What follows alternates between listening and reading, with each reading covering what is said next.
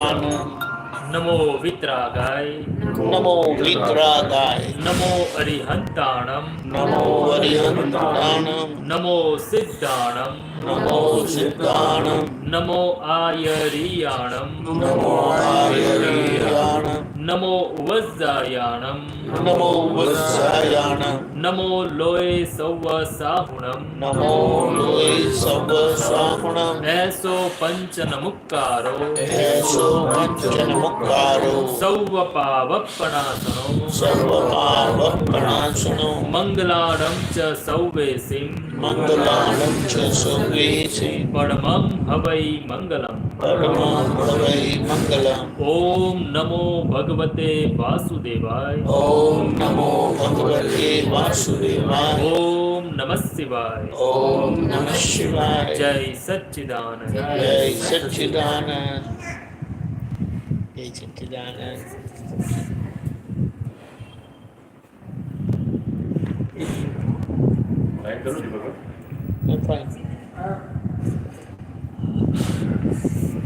तो दीदी जो क्या आगे का लाइट करना मेरे साथ आई जाना तो ये ऐसा आए चलिए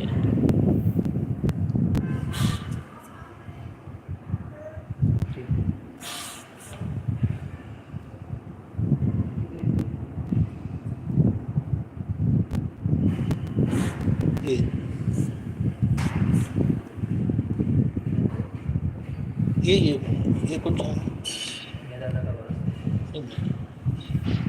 एक मिनट नंबर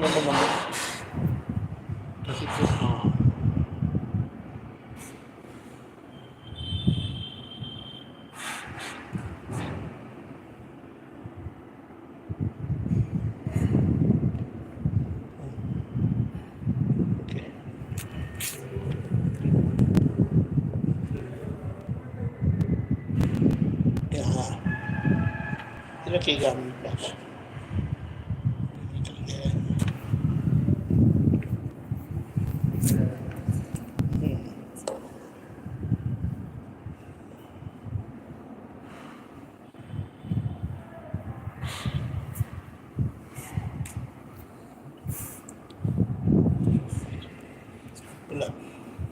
जय सच्चिदानंद जय सच्चिदानंद मैं दादा का वारस हूँ मैं दादा का वारस हूँ राही केवल सत का हूँ राही केवल सत का हूँ बोलो प्यारे साथ बोलो प्यारे साथ दादा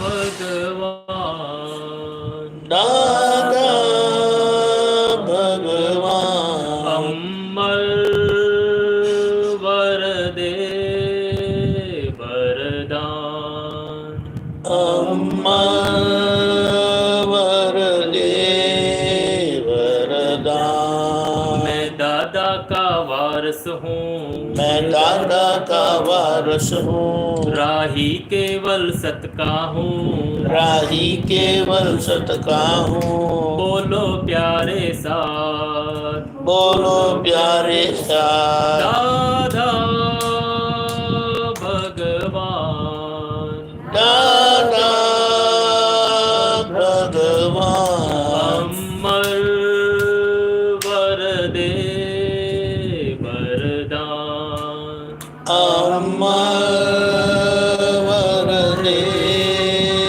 वरदान दादाजी की 5 ही आज्ञा पालेंगे दादाजी की 5 ही आज्ञा पालेंगे महावीर खुद ही बन जाएंगे महावीर खुद ही बन जाएंगे कदम कदम पे हम आगे बढ़ेंगे कदम कदम पे हम आगे बढ़ेंगे शुद्ध आत्मा परमात्मा होते जाएंगे शुद्ध आत्मा परमात्मा होते जाएंगे जय सच्चिदानंद वंदन जय सच्चिदानंद जय सच्चिदानंद वंदन जय सच्चिदानंद मैं दादा का वारस हूँ, मैं दादा का वारस हूँ, राही केवल सत का हूँ, राही केवल सत का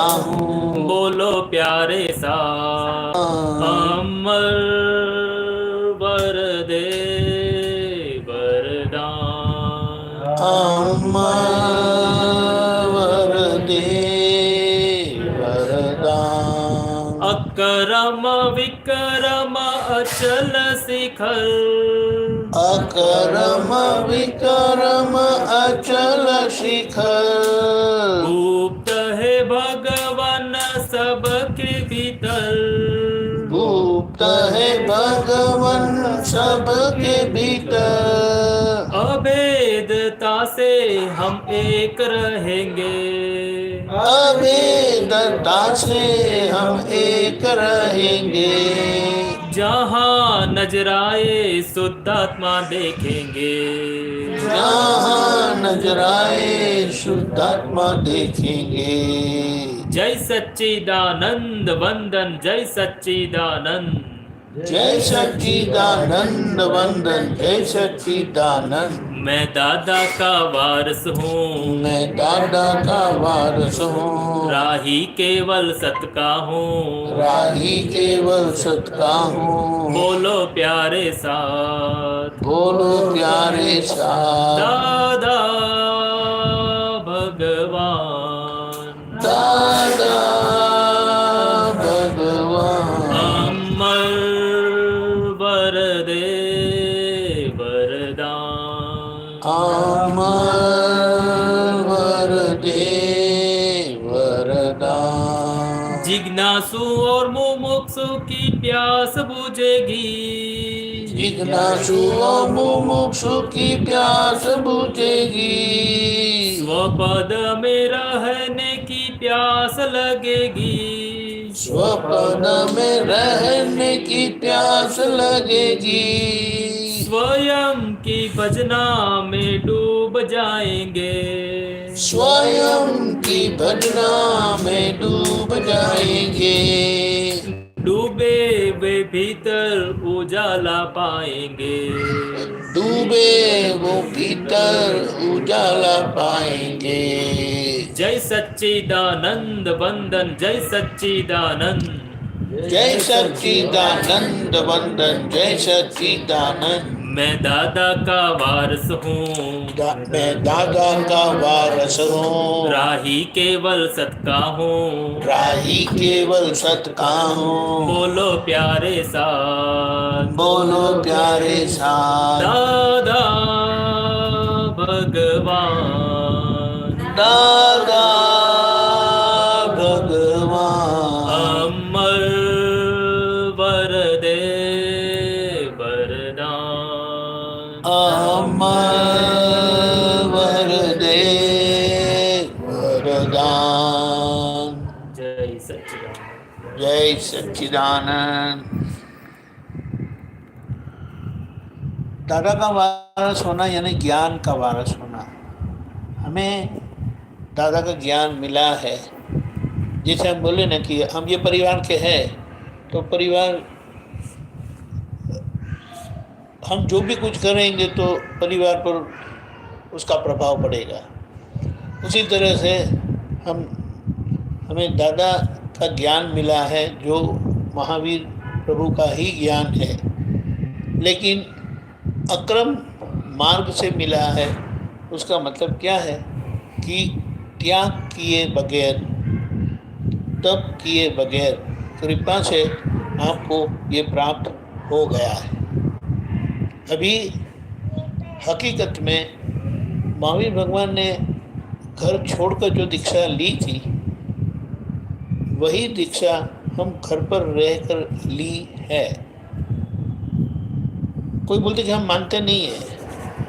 नहीं मानने से हकीकत नहीं बदल सकती। अब अगर आप हकीकत जान लेंगे तब उसका उपयोग कर लेंगे, खुद के लिए, सबके लिए। इसीलिए ये बात सिर्फ समझना ही है कैसे। और ये जब हमें समझ में आता है, कोई बोलेगा हम तो ये भी खाते हैं, हम तो घूमने भी जाते हैं, हम ये भी करते हैं, धंधा भी चलाते हैं, ये कैसे चलेगा? उसे कुछ कर्म का परिणाम किसको छोड़ता नहीं है, लेकिन वो कर्म के परिणाम में आप कैसे रहते हो वो आधार रखता है।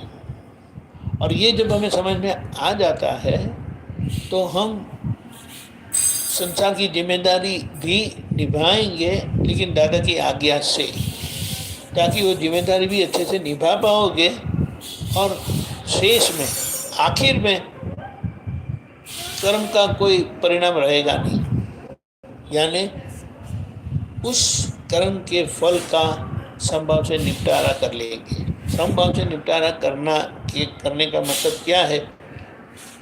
एक आगे के राग द्वेष के परिणाम से आज फल आता है, परिणाम आता है, और आज संभव नहीं रहने के कारण फिर से राग द्वेष होने पर नए कर्म बनते हैं, लेकिन वो भूमिका हमारी रही ही नहीं है। उसके लिए, वो भूमिका के लिए मैं बाबूलाल जी ही हूँ ऐसा होना चाहिए, वो नहीं है। मैं शुद्धात्मा हो गया इसलिए। ख्याल में आया? तो ये जो शुद्धात्मा पद मिला है वही असंग पद है, वही मोक्ष पद है, और उस भूमिका से अभी हमें ये संसारी कर्मों का संभव से निपटारा करना है, और वही काम रहा है। अगर वो काम नहीं रहता तो आपका यही मोक्ष है। लेकिन आज मोक्ष अनुभव भी करते हैं, मुक्तता अनुभव भी करते हैं, और ये जिम्मेदारी भी निभाते हैं। ये दो चीज़ सामान्यतः होती नहीं है, इसीलिए जो शास्त्र में लिखा गया है उससे बिल्कुल मिलता जुलता नहीं है। बोले आप संसार में भी हो, घूमते फिरते भी हो अच्छा खासा, और बोलते हैं कि मैं मोक्ष मार्ग हूँ, मेरा मोक्ष मुझे हाथ में दिया है। ये ख्याल में है? ये बात है। जो भूमिका संसार को पार करने के बाद प्राप्त होती है, वही भूमिका संसार के साथ मिल गई है, वो कृपा का फल है। इसीलिए हमें फाइल का संभव से निपटारा दिया गया है कि जो जो आपके कर्म फल का जो भी परिणाम आता है उसमें आप, एक अच्छी बात यह है कि क्रम मार्ग में, यानी जो तप त्याग का मार्ग है, उसमें गुरु के आशीर्वाद से मैं आत्मा हूँ प्राप्त नहीं किया है, लेकिन मैं आत्मा हूँ की भूमिका से आगे बढ़ते हैं, धीमे धीमे करके त्याग करते जाते हैं। जितनी अपनी शक्ति क्षमता अनुसार वो त्याग करते जाते हैं, और जितना त्याग किया इतना वो आगे बढ़े। फिर आखिर में वो घर का भी त्याग कर देते हैं, यानी संसार का भी त्याग करते साधु हो जाते हैं। अभी आज की परिस्थिति में ये जो करना चाहते हैं हो नहीं पाता। क्यों नहीं हो पाता पता नहीं। जय सच्चिदानंद। नहीं होने का कारण यह है, जय सच्चिदानंद,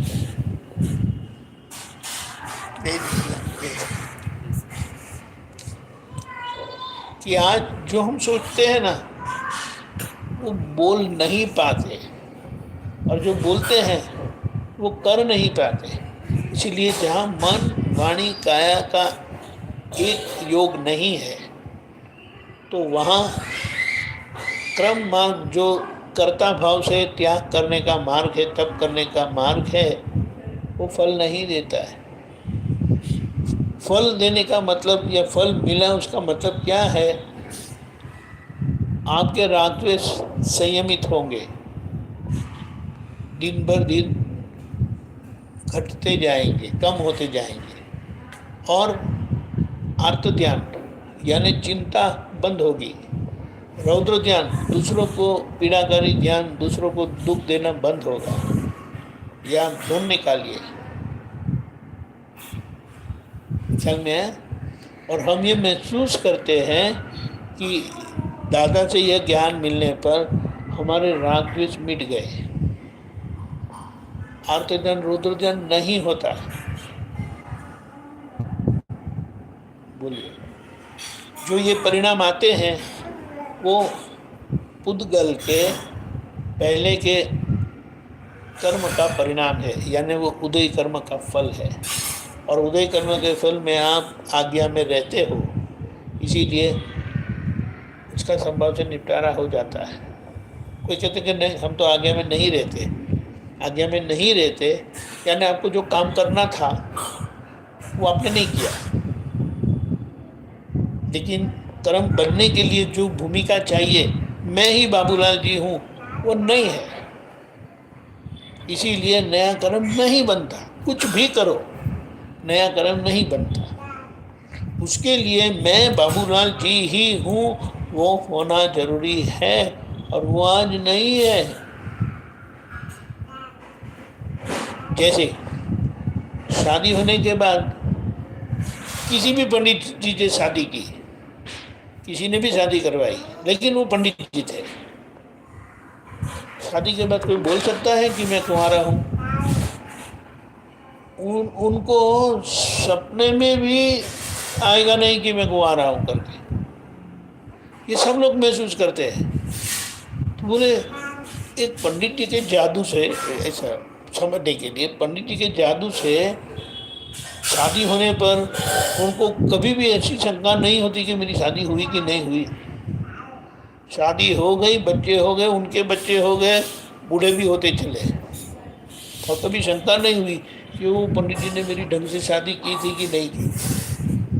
बोलिए, और ये तो ज्ञानी पुरुष का योग बल है, not Tom Dick and Harry, ordinary कोई है नहीं। और यह महसूस करते हैं, सबसे बड़ी बात हम महसूस करते हैं। इसीलिए क्या बनता है, समभाव से निपटारा रखो,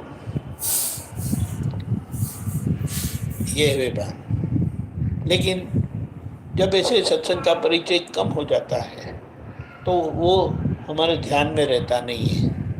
अभी ध्यान में नहीं रहा तो कोई नुकसान नहीं हुआ है, लेकिन जो आप फायदा कर सकते थे आज तक वो नहीं हुआ, लेकिन नुकसान नहीं हुआ। उसके सामने आपको कोई नुकसान नहीं हुआ। आपको ये मौका था कि कर्म के संयोग से उसका संभव से निपटारा करने का, यानी आप उससे मुक्त हो जाते। जो कर्म मार्ग में त्याग करके करते हैं, हम यहाँ आज्ञा में रहकर त्याग करते हैं, लेकिन त्याग कहाँ नहीं जाता, त्याग दिखाई देता नहीं है और त्याग होता है। ख्याल में है? अंदर से तार टूटते जाते हैं, कटते जाते हैं। बाहर का रहा, लेकिन अंदर से टूट गया ना, वही हमारी उपलब्धि है। क्योंकि उसका मतलब क्या है, ये पेड़ होते हैं, पेड़ पर से सब पान जुड़े हुए हैं।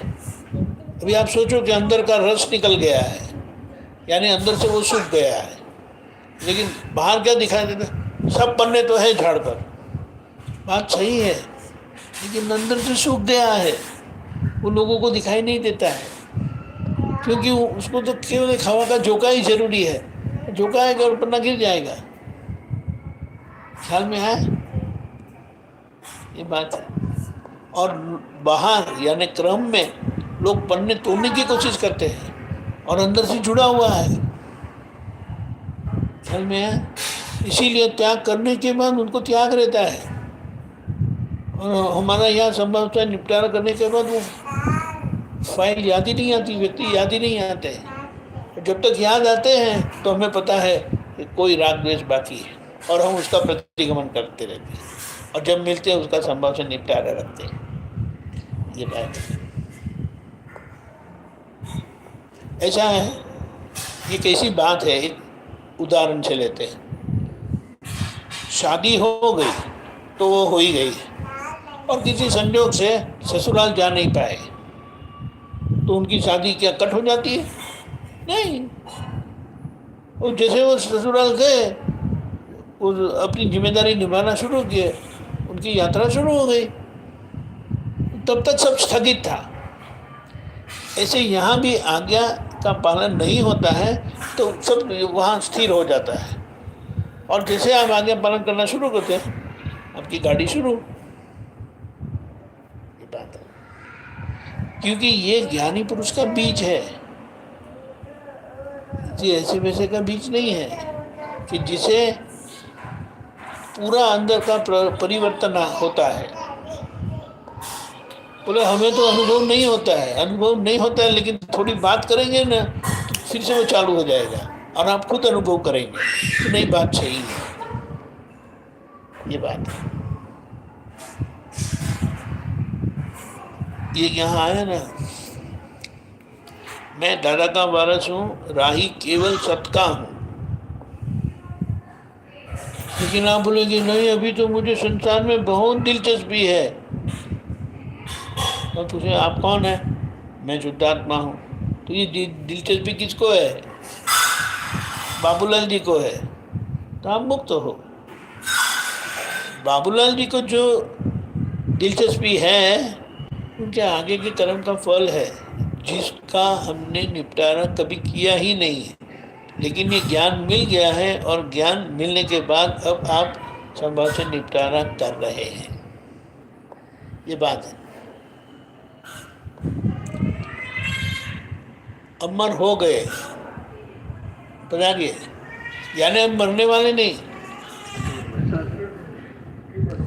मैं शुद्धात्मा हूँ, मैं शुद्धात्मा हूँ, मैं शुद्धात्मा हूँ, तो मेरा जन्म नहीं हुआ। और जो जिनका जन्म नहीं होता है उनको मरना नहीं होता है। चल रहे हैं, इसीलिए हम बोलते हैं मैं अजन्म अमर ऐसा शुद्धात्मा हूँ। ये बात है। दादा जी की 5 आज्ञा वो वितराग भगवंत की आज्ञा है और वो आपको मिली है, वो आपको मिली है। पहले 2 दृष्टि है, 2 दृष्टि यानी जिनको ज्ञान मिलना यानी तीसरी आँख खुल जाना, और तीसरी आँख खुल जाने पर आपको जैसा है वैसा दिखाई देता है। दिखाई देना यानी समझ में आता है, समझ में आता है क्या है। तो ये बाहर बक्सा है, पैकिंग है, और अंदर शुद्धात्मा भगवान है। जैसे बाहर वर्धमान स्वामी थे और अंदर महावीर भगवान थे, पर उनका यानी वर्धमान स्वामी 100% प्योर हो गए थे, चरम शरीर था, इसीलिए उनको देखकर उन्हीं को महावीर भगवान कहते थे। ख्याल में आया? लेकिन उनका भी निर्वाण हुआ ना, उनके अंत को मृत्यु नहीं कहते, क्योंकि मृत्यु किसकी होती है? जो दोबारा जन्म लेते हैं उनको उनका अंत मृत्यु कहा जाता है। और जो मोक्ष में जाते हैं यानी जिनका मोक्ष हो जाता है उनके लिए वही स्थिति, वही भूमिका को निर्वाण बोलते हैं। बोलिए, यही बात है, और हमारी भूमिका वही है। तो जैसे कान में वो चुगाया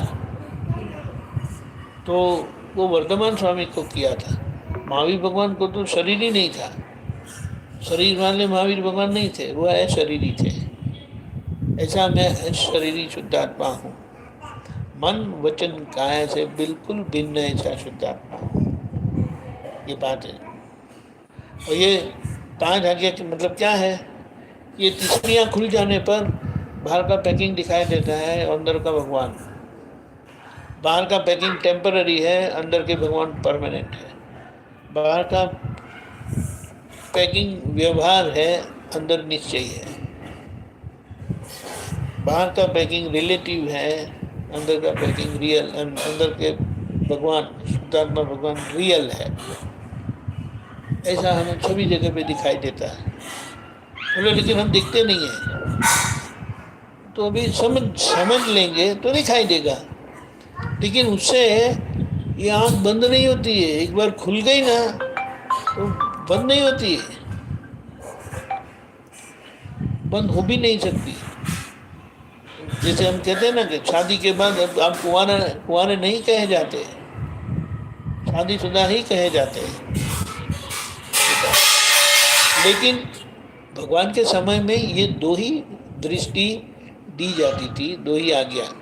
उसमें वो समझ जाते थे कि निश्चय दृष्टि से मैं शुद्धात्मा हूँ, व्यवहार दृष्टि से मैं नामधारी हूँ। बाबूलाल जी, व्यवहार दृष्टि से नामधारी हूँ, लेकिन वो इतना सब सोच लिया था, समझ लिया था, और इतना दिमाग पावरफुल था, कितने में वो समझ जाते थे। और यहाँ व्यवहार कहने पर हमें समझ में नहीं आता कि उसका मतलब क्या है। तो इसीलिए पहली आज्ञा का विस्तार कर दिया कि ये जो व्यवहार से जो जो कुछ हम देखते वो होता है ना, उसका कारण पूर्व कर्म है।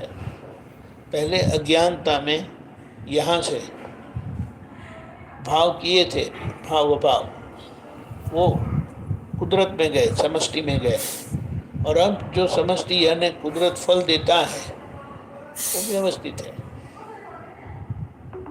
इसीलिए भगवान को जैसे कांटा लगाया तो वो पीड़ा में उनको तुरंत दिखाई दिया, भुगतान आया ना, तुरंत दिखाई दिया कि इतने दिन पूर्व वे पहले वासुदेव नारायण थे, त्रिपुष्ट नारायण, तब उनसे ये गलती हुई थी। शैया पालक को कहा था कि जब मैं सो जाऊं तो संगीतकारों को बंद करवा देना, लेकिन शैया पालक उसी में खो गए, उनको ख्याल नहीं रहा, और राजा जी की आज्ञा का पालन नहीं हुआ, आदेश का पालन नहीं हुआ, तो वो क्या करेंगे, शिक्षा देगी। और शिक्षा में तो अभी तो देगी, डाल दो गरम गरम शीशा, बहुत सुनना है ना उसको, देखता हूँ मैं कैसे सुनता है वो तो मर गया। और मर जाने पर उनको थोड़ा हल्का सा पछतावा हुआ, अरे गलत हो गया, क्योंकि ये सामान्य पुरुष नहीं थे, वासुदेव नारायण। तो इतना सा पछतावा के कारण उन्होंने गरम गरम शीशा डाला था, उनके भाग्य में क्या आया, कांटे आए। वो मर गए, ये अभी भी जीवित है कांटे लगने के बाद। लेकिन उनको समझ में आ गया कि ये जो गलती हुई थी ना, उसका ये परिणाम आया, वो ग्वाले की गलती नहीं है, और वो अपने ध्यान में मस्त रहे। उनको दिखाई दे दिया कि वो जो कारण हुआ था ना, उसके लिए ये परिणाम आया, इनका दोष नहीं है, वो वैसे ही स्वस्थ रहे। ख्याल में आया? ये हमें आज दिखाई नहीं देता है, लेकिन दादा ने दिखा दिया कि वो व्यवस्थित है। यानी देखने से पहले आपको जवाब दे दिया, जिससे आज आपकी बुद्धि आवाज़ नहीं करेगी, शांत हो जाएगी, और आप प्रगति करेंगे, आगे बढ़ेंगे। ख्याल में है? और जैसे जैसे ये इसका दबाव कम होता जाएगा, आपको बिल्कुल दिखाई देगा। जैसे ये जो आंखों से दिखाई देता है, उसी तरह से ये ज्ञान की आंख से आपको ये सभी हकीकत दिखाई देगी। आज आवरण में है, और ये आवरण हट गया, फिर मैं नहीं कह सकता हूँ कि बाबूलाल जी आप दिखाई नहीं देते। हाँ, आप बोलेंगे भी नहीं मैं यहाँ बैठा हूँ, देखो मुझे, देखो मैं नहीं, आप तो दिखाई देते हैं मुझे। उसी तरह से वो सब हमें दिखाई देगा, लेकिन आज वो दिखाई नहीं देता। इसीलिए दादा ने पहले जवाब दे दिया कि कृपा से ज्ञान मिला है ना, इसीलिए उन्होंने आज्ञा देने की भी कृपा की है। ख्याल में है? आज्ञा की भी कृपा की है, इसीलिए आज्ञा में रहेंगे तो वही कृपा का अनुभव होगा हमें। फिर ये व्यवहार का दबाव हमें हिलाएगा नहीं। व्यवहार आएगा, आप हिलेंगे, लेकिन आप जागृत रहेंगे कि ये बाबूलाल जी हिलते हैं, मैं नहीं हिलता।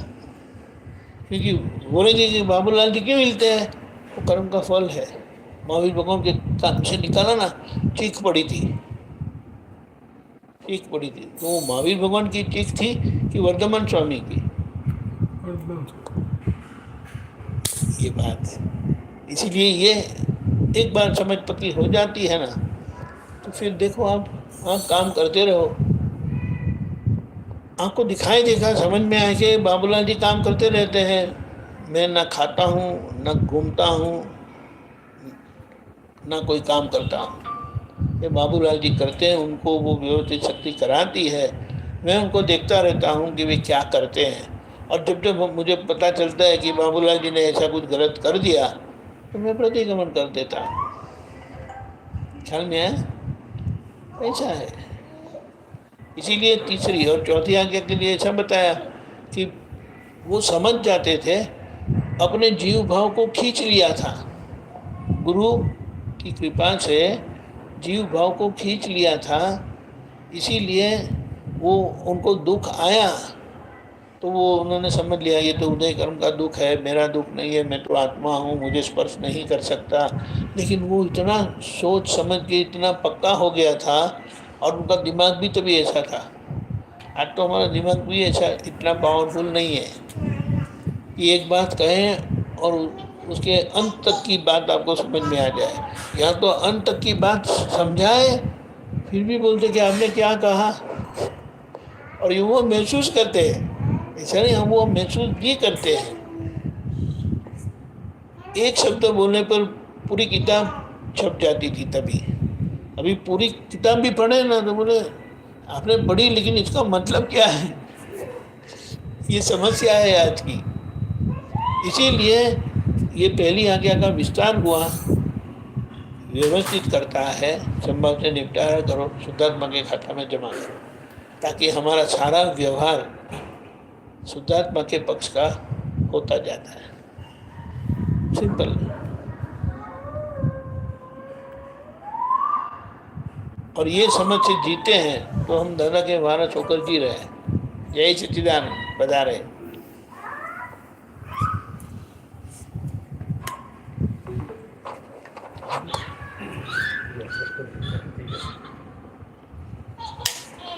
देखो कौन आया, देखो कोई आया, आपके फ्रेंड है कि नहीं, पहचानते हो कि नहीं? जय सच्चिदानंद, जय जिनेन्द्र। थोड़ी पहचान करवाइएगा।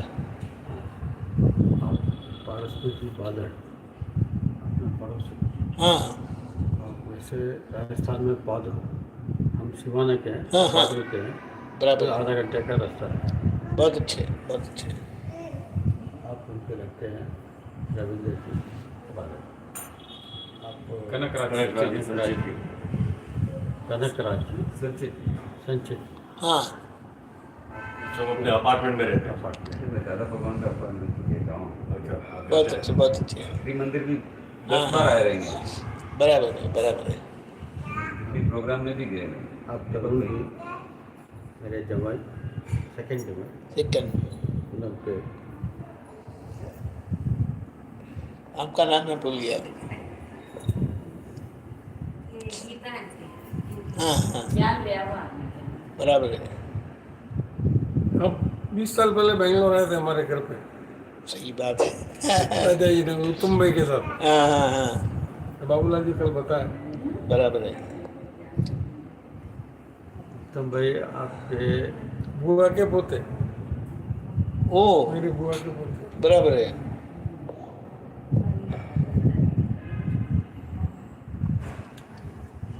यानी आपकी बुआ उनकी मम्मी के मेरे पापा की बहन के हाँ, बेटे बराबर, पोते, करेक्ट, बराबर है। मेरे पापा के बहन के पोते। उनके पापा थे चंद्रमल जी मेरे बुआ के बेटे भाई। बराबर है, बराबर है। चंद्रमल जी जब भी हॉस्पिटल में थे पहले, तब से अपना बराबर है। हॉस्पिटल में उनकी दुकान थी और हम हस्बैंड से उनके वहाँ बराबर है। को उतना पता नहीं है, पता जी और बत्ता जी। बराबर है। तो कल बाबूलाल जी ने बताया तो मैंने कहा हम तो मिले 20 साल पहले। हाँ, मैंने बिल्कुल अभी आगे का काम करना है बस।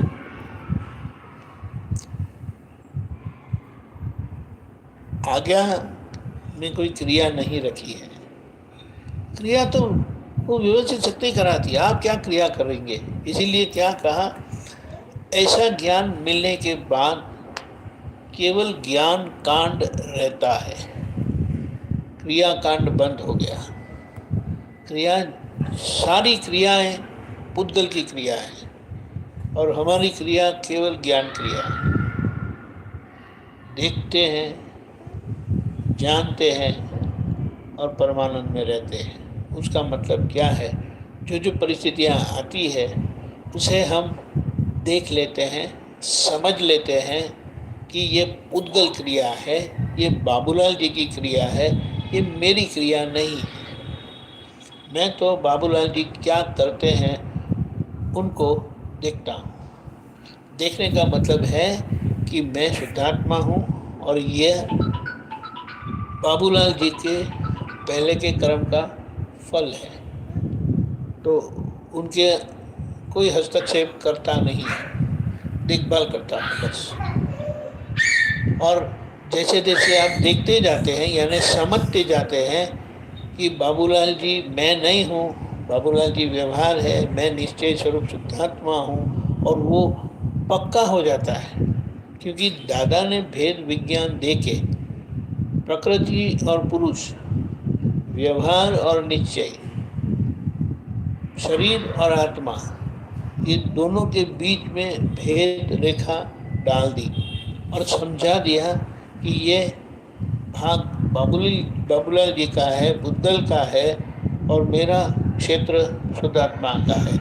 ज्ञान का क्षेत्र मेरा है, क्रिया का क्षेत्र बाबूलाल जी का है। फिर बाबूलाल जी करते हैं शरीर की क्रिया, बोलते हैं वाणी की क्रिया, सोचते हैं मन की क्रिया, फिर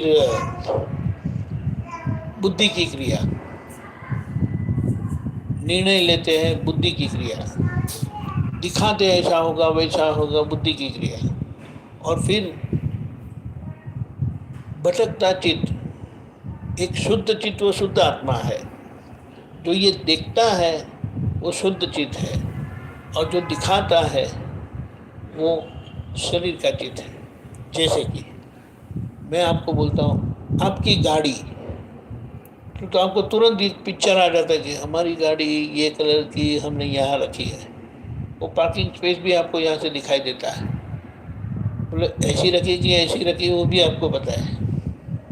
फिर कहा आपका बिजनेस, आपकी ऑफिस, तो ऑफिस का पिक्चर तुरंत आपको अंदर आ जाता है। ये है शरीर से जुड़ा हुआ चित्त। और फिर आखिर में अहंकार, जय सच्चिदानंद। अहंकार, वो अहंकार क्या है? शरीर से जुड़ा हुआ अहंकार, वो कर्म फल स्वरूपी है, कर्म का फल है, जो बाबूलाल जी को क्रिया करवाता है। ये करो, वो करो, इधर जाओ, उधर जाओ, ख्याल में आया?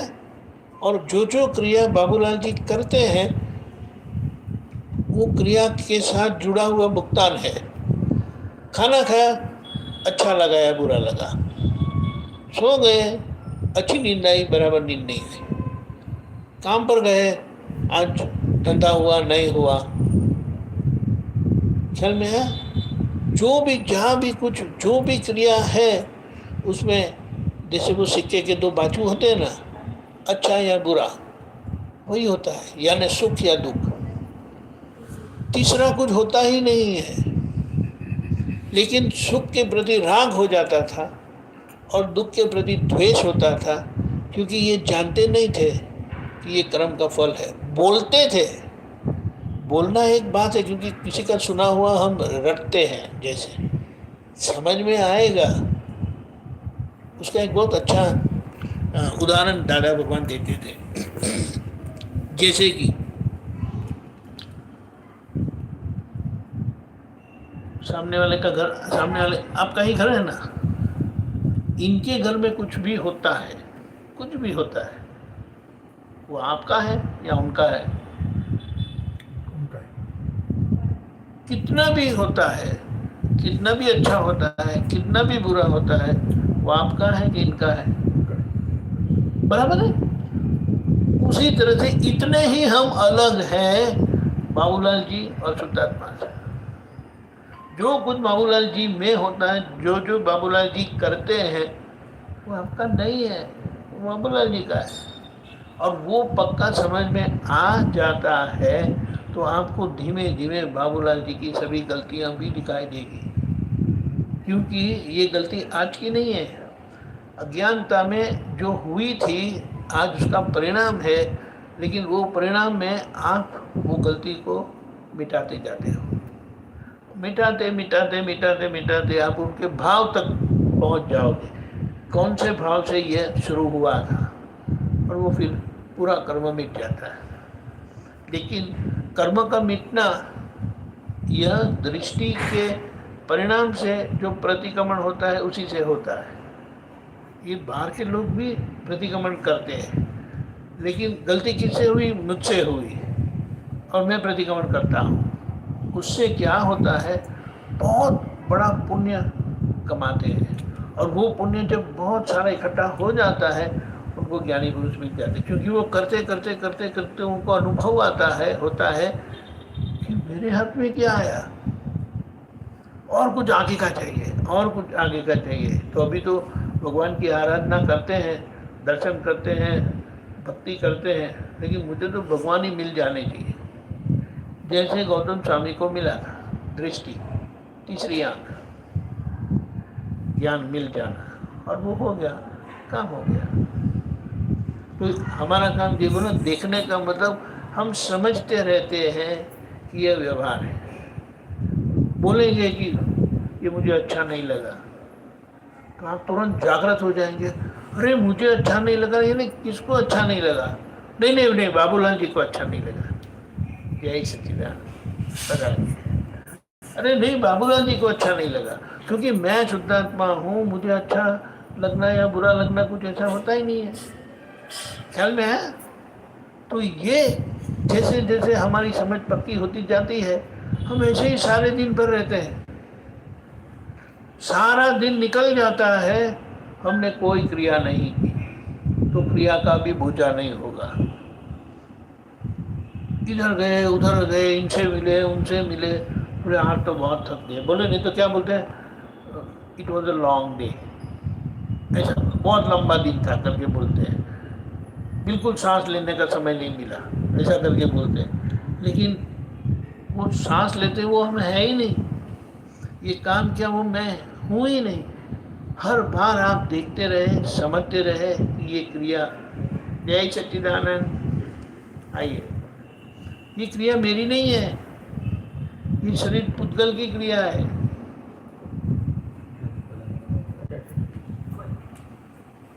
जय सच्चिदानंद। हाँ, आप जीतू भाई सातवां बड़ा में। तो जिनकी तीसरी आँख खुल गई है उनको ये सब अनुभव में आएगा, और जिनकी नहीं है वो भाव करे कि हमारी भी ये तीसरी आँख खुल जाए। आज किसी को बोलते हैं, ऐसा कहा गया है, दीक्षा लिए बगैर आपका मोक्ष नहीं होगा।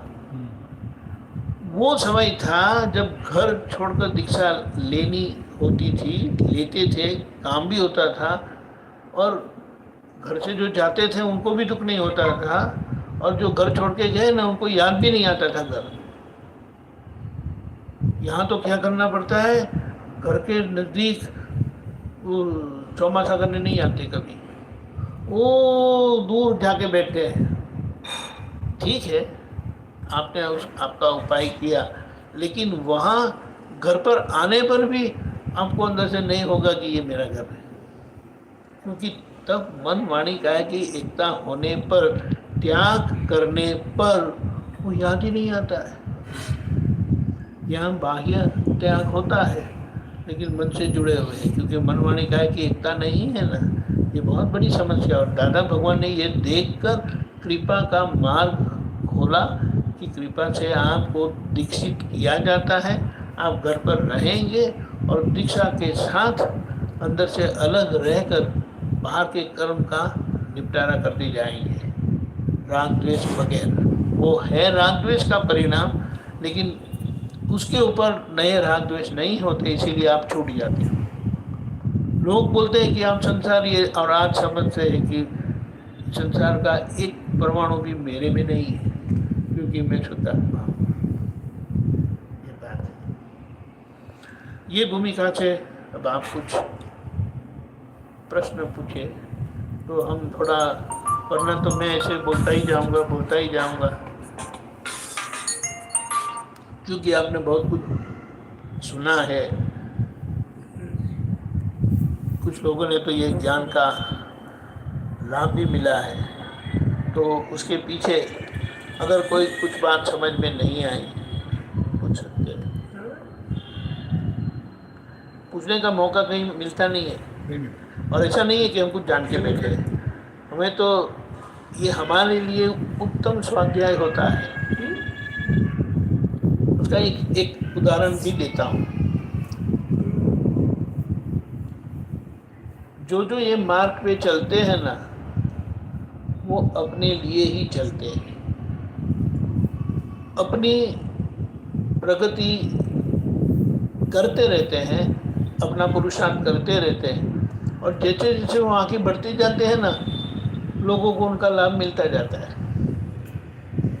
ख्याल में है? उत्तराध्यान सूत्र में दादा महावीर भगवान ने 72 घंटे किया था, 48 घंटे किया था, 3 दिन किया था ना, 3 दिन और 3 रात, 24 घंटे, तो 72 घंटे तक अविरत बोले। उनका देशना चली थी, आखिर की देशना चली थी 72 घंटे के लिए। हाँ, अभी भगवान ने बोला ही नहीं था, और हम बोलते भगवान ने इतना बोला नहीं। उनका जो कर्म का भाग था ना, बोलने का, वाणी का स्टॉक, वो खाली हुआ। आखिर के समय में भी उनको 72 घंटे अविरत बोलना पड़ा कर्म का हिसाब खाली करने को, क्योंकि जब तक मन वाणी काया का हिसाब खाली नहीं होता है, भरा हुआ, तब तक मुक्ति नहीं होती। लेकिन ये स्वाभाविक होता है, जो स्वाभाविक होता है वहाँ हम, क्योंकि हम कर्ता भाव वाले हैं, कर्ता भाव की दृष्टि है, कर्ता भाव की मान्यता है, इसलिए वो भगवान करके ऊपर भी डाल देते हैं कि भगवान ने ऐसा किया। 12.5 साल भगवान ने तप किया। भगवान को तप करना ही नहीं पड़ता है, बात समझना है। तप करेंगे तो तकलीफ नहीं होती है, आप सोचो। लेकिन जो तप करते हैं ना, उनको तकलीफ नहीं होती है, सही तप। इसीलिए वो अंतर तप को बताया। बाह्य तप किसी को भी पता चलता है, अंतर तप किसी को पता नहीं चलता है। आप सभी के बीच में हैं, सभी के साथ बड़े स्नेह से रहते हो, और अंदर तपते ही रहते हो, और वो तप आपको अलग रखता है। बाहर जुड़े हुए हैं, अंदर मुक्त है, और ये अनुभव आपको खुद को भी होता है। बात सही है करके महसूस करते हैं। अब बोलिए आप। अतिक्रमण का अर्थ थोड़ा सा देखो, ये रसोई घर है ना, इनकी वो खराब होता ही रहता है ना। अभी आप जाएंगे ना रसोई घर में, नीट एंड क्लीन, आपको लगेगा भी नहीं कि किसी ने इसका उपयोग भी किया है कि नहीं सारे दिन में। नहीं, सारे दिन का उपयोग हो गया, बहुत कुछ गिरा था, लेकिन आप वो क्लीन हो गया। उसी तरह से पूर्व कर्म के कारण जो राग द्वेष हुए थे, आज उसके परिणाम आते हैं, तो वो परिणाम को आज को हमें शुद्धात्मा दृष्टि से देख लेना है, समझ लेना है, पहचान लेना है, प्रतिक्रमण करके उसे मुक्त होना है। और अगर आपने प्रतिक्रमण किया और वो हिसाब पूरा हो गया, तो आपको याद नहीं आएगा। और अगर याद आता है तो समझ लेना ये अभी बाकी है। और ऐसे प्रतिक्रमण करते करते करते करते महावीर भगवान को 12.5 साल में काम पूरा हो गया। वो द्वापर था, मन वाणी कहा कि एकता थी, इसीलिए वही जन्म में उनका क्लियर हो गया। आज द्वापर नहीं है, कलयुग है, मन वाणी कहा कि एकता नहीं है, इसीलिए कम से कम एक जन्म लगता है। ये नेक्स्ट लाइफ में महाविद्या क्षेत्र में जन्म पाकर सिमरन स्वामी प्रभु के दर्शन करके आप मुक्त हो सकते हो। लेकिन अगर ऐसा नहीं होता है तो 1-2 जन्म में ख़त्म हो जाता है। लेकिन ऐसा ज्ञान पाने के बाद 15 से 16वां भव नहीं है, जन्म नहीं है, गारंटी। ये ऐसा ज्ञान है और हमें अक्रम मिला है ना, इसीलिए 3रे 4थे 5वें से ज़्यादा है नहीं। इसीलिए हमारा काम क्या है, देखो, पहचानो अपनी गलतियों को, प्रतिक्रमण करके आगे बढ़ो, यही काम बचा है।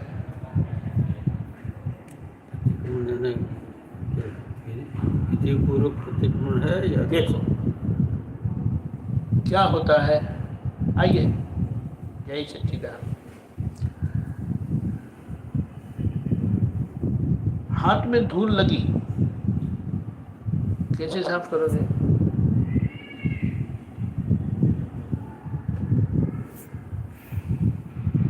बेसिन में जाके साबुन लगा के धोएंगे, खत्म। लेकिन कुछ दाग ऐसे होते हैं कि ऐसे करने से जाते नहीं है, तो बोले आप साबुन लगाएंगे, साबुन लगाने के बाद भी नहीं गया, तो केरोसिन लगाएंगे, केरोसिन लगा के भी नहीं गया, बोले ये कलर के दाग है ना, टर्पनटाइन से ही जाते हैं, तो आप टर्पनटाइन लगा के साफ करेंगे। समझ में आया? दोष कैसा है उसके आधार पर प्रतिक्रमण है। सामान्य कपड़े धोने के लिए तो इधर ही धो लेते हैं, लेकिन इधर धोने के बाद भी नहीं होता है तो फिर हम लॉन्ड्री में देते हैं, लॉन्ड्री में भी नहीं होता है तो फिर वो ड्राई क्लीनिंग में देते हैं। वो केमिकल वॉश है, इसीलिए और हो जाता है। थोड़े बीमार हो गए तो लोकल घरेलू दवाई से ठीक हो जाता है। अगर ठीक नहीं हुआ डॉक्टर के पास जाएंगे, और भी ठीक नहीं हुआ तो स्पेशलिस्ट के पास जाएंगे, और भी ठीक नहीं हुआ तो आईसीयू में डालेंगे। बराबर है? बुखार हो गया आईसीयू में नहीं जाती। ये बात समझ लीजिए, जैसा दोष ऐसा प्रतिक्रमण, ऐसा है। और वो हमें समझ में भी आता है, वो हमें समझ में भी आता है कि ये धूल जैसा लगा है कि जहाँ से फूकी मारने की है, या फिर साबुन से धोना है, पानी से धोना है या साबुन से धोना है, ऐसा है। और रात दिन क्या करना है? आज अज्ञान से जो रात दिन हुए थे, उससे जो कर्म बना था, उसका परिणाम आज है। इसीलिए आज के परिणाम में आपको कुछ सही दिखाई नहीं देगा, इसीलिए आपको प्रतिक्रमण करना ही पड़ेगा, क्योंकि वो दोष ही अतिक्रमण का था, अज्ञान का दोष यानी अतिक्रमण। तो आज परिणाम में प्रतिक्रमण ही अतिक्रमण ही होगा, और आपको इसलिए हर समय प्रतिक्रमण करना पड़ेगा। लेकिन इतना हर समय हमें जागृति नहीं रहती। जितना जागृत रहते हो, जितना समझ में आता है, उतना प्रतिक्रमण करो, तो उससे आपकी जागृति बढ़ेगी, आप प्रगति करेंगे, आपको संतोष भी होगा, सुख भी होगा। ये गलतियां करते हैं और प्रतिक्रमण नहीं करते हैं ना, इसीलिए उसका बोझा रहता है, उसका भार रहता है। इसीलिए ऐसे ही बैठे हैं ना, अरे क्या हो गया, जाओ परेशान मत करो, अरे अच्छा सा खाते हैं, अच्छा सा रहते हैं। तो सही धर्म का मतलब यही है कि अपनी गलतियों को पहचानो, किसी को बताने की ज़रूरत नहीं है। लेकिन आपको समझ में आया, प्रतिक्रमण कर दो, आपको अच्छी नींद आ जाएगी।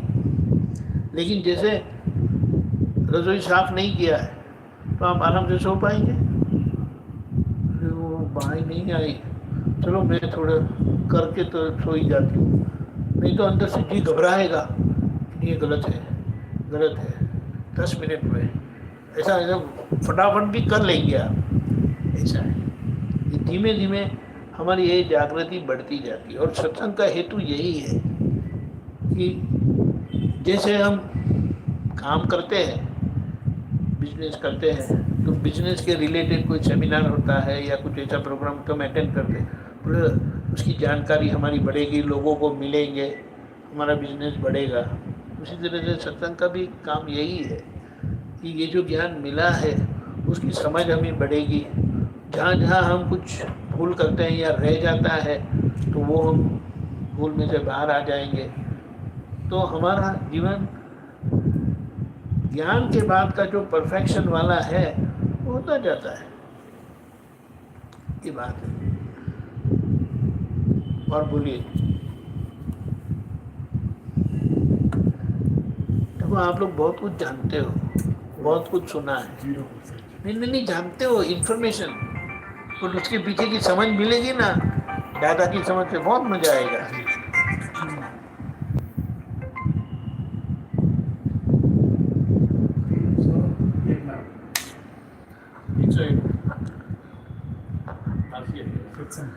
ये तीसरी आंख का जो आपने बताया अभी, हाँ जो अनुभव करते हैं, हाँ, वो किस वजह से होता है?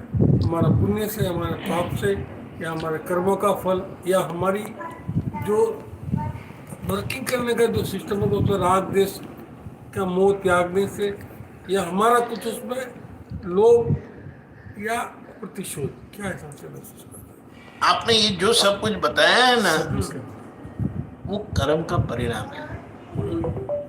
ये कर्म का परिणाम नहीं है, ये ज्ञानी पुरुष की कृपा जो हम पर हुई है, और ये जो द्वार खुल गया है ना, जो महसूस करते हैं वो हम महसूस करते हैं। क्योंकि ये खिड़की ऐसी है कि ये खिड़की से देखने पर हमें सब कुछ जो है त्यों समझ में आ जाता है। उसका आने का राज यही है ना? किसका आने का राज? तीसरी खिड़की नहीं, वो कृपा का फल है। कृपा का। तो आपको जो ज्ञान दीक्षा हुई ना, हाँ, उसका परिणाम। उसका परिणाम। इसमें ये सब चीजें नहीं आती जो मैंने नहीं, ये इसके कारण आपको मिला। अच्छा, ये सब मैंने त्यागा इसलिए मुझे वो मिला। त्यागा नहीं, वो कमाया था आपने, हाँ। पुण्य कमाई थी, हाँ। उसके सामने ये मिल गया अमूल्य। और अभी जो बाकी का रह गए जो भी कर्म है ना, उसका आप ये आंख से देखकर निपटारा करते जाते हैं। एक चिंता होगी नहीं, एक परेशानी होगी नहीं। गलतियां उदय कर्म की अगर होती है, आपको तुरंत पता चल जाता है और आप प्रतिक्रमण करेंगे। और ये आंख ऐसी है ना, प्रतिक्रमण करवा के ही छोड़ती है हमें। बोले हाथ थक गए, नहीं करना है, ठीक है सो जाओ, आधा घंटे के बाद अभी हो गया नहीं नींद, चलो अभी प्रतिक्रमण करो। ऐसा है, छोड़ेगा नहीं, वो छोड़ता नहीं है। इसीलिए कहा कि ये क्रियाकारी ज्ञान है, विज्ञान है। इसीलिए वो स्वयं हमसे क्रिया करवा के ही छोड़ता है। आइए, जय सच्चिदानंद। उनका परिचय। मेरा भांजा, बहन का लड़का, बाबूलाल जी का दोहिता। अच्छा, बेटी का बेटा। अभिषेक। बहुत अच्छे। घर वाले इसलिए आपका इनके ऊपर खास करके पूछा परिचय इनके, तो वो है कनेक्शन, वही तीसरी। नहीं, बात सही है। ऐसा है, ख्याल में आया? कुछ लोग समझ में आया, कुछ लोग अनुभव नहीं करते अपनी गलती ऐसा नहीं। ऐसा मैं बताता हूँ। नहीं, एक सेकंड पूरा हाँ। सवाल। कुछ लोग अपनी गलती का अनुभव नहीं करते या अपनी भूल का अनुभव नहीं करते। इसमें क्या राज है? कर्म का है या अपनी सोच का है? उसको क्या बोलते हैं? उसे प्रमाद बोलते हैं। हाँ। प्रमाद का मतलब है लापरवाही, एक प्रकार की लापरवाही है। जैसे कि अंधेरे में तो दाढ़ी नहीं करते, लाइट चालू होती है, आईना भी अच्छे से साफ करके दाढ़ी करते हैं, फिर भी यहाँ रह गया, वहाँ रह गया, वहाँ रह गया। आप बोलते क्या करते हो यार दाढ़ी?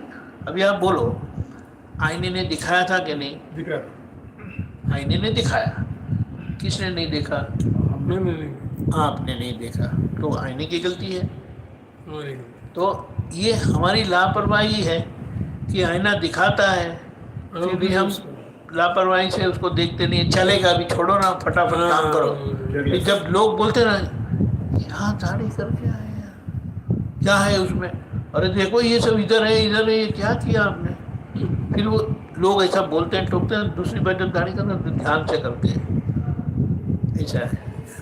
उसी तरह से इसमें भी होता है, लेकिन इसे क्या होता है, ताने पड़ते हैं ना ऐसे करके, फिर वो जागृत हो जाते हैं। अभी लोगों के ताने नहीं खाने हैं तो अच्छे से दाढ़ी करके आएंगे। फिर लोग हाथ भी फिरे, घूम के ऐसा फिरे, सब बराबर है ना, अरे यहाँ है थोड़ा, तो लोग देखने में भी लोग बोलेंगे करके, घर में आए ऐसा करके। इसीलिए उसको क्या बताया है कि ये लाइट है ना, ये लाइट तो बाहर का सब क्या बोले, दिखा ही देगा, दिखा देगा, ये लाइट दिखा देगी।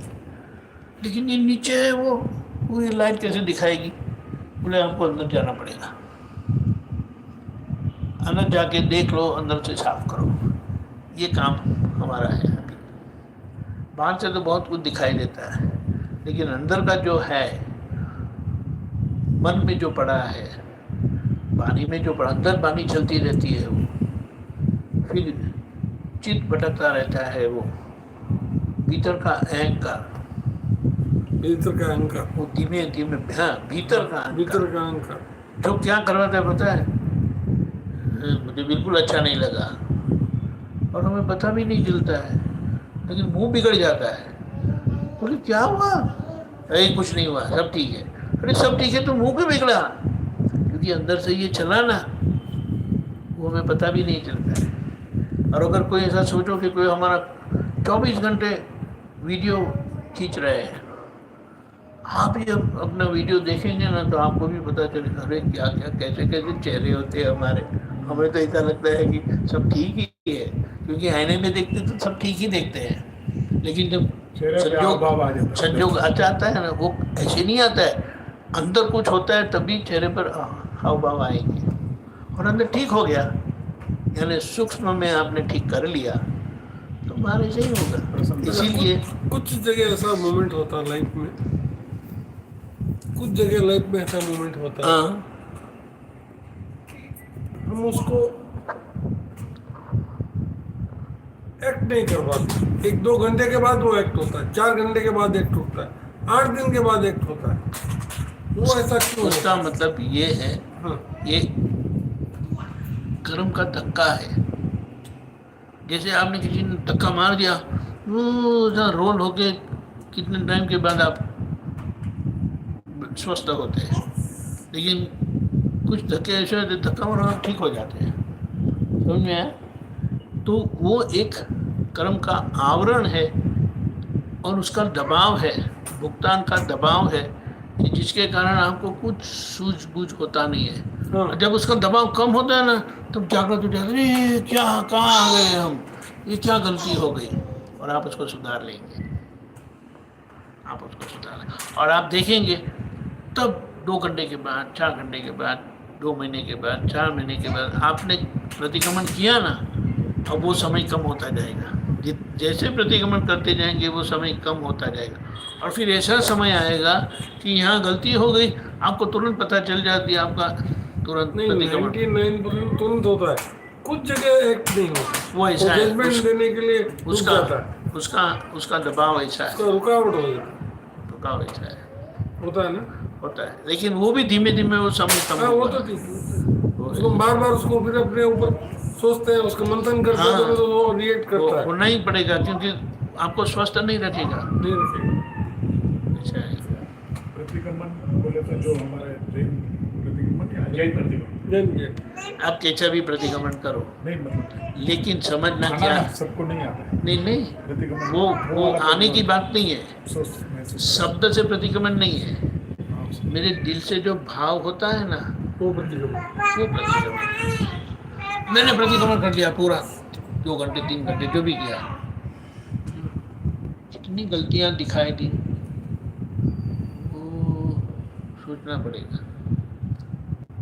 एक गलती अगर आपको दिखाई दी और आपने माफ़ी मांगी, वो बहुत बड़ा प्रतिक्रमण है।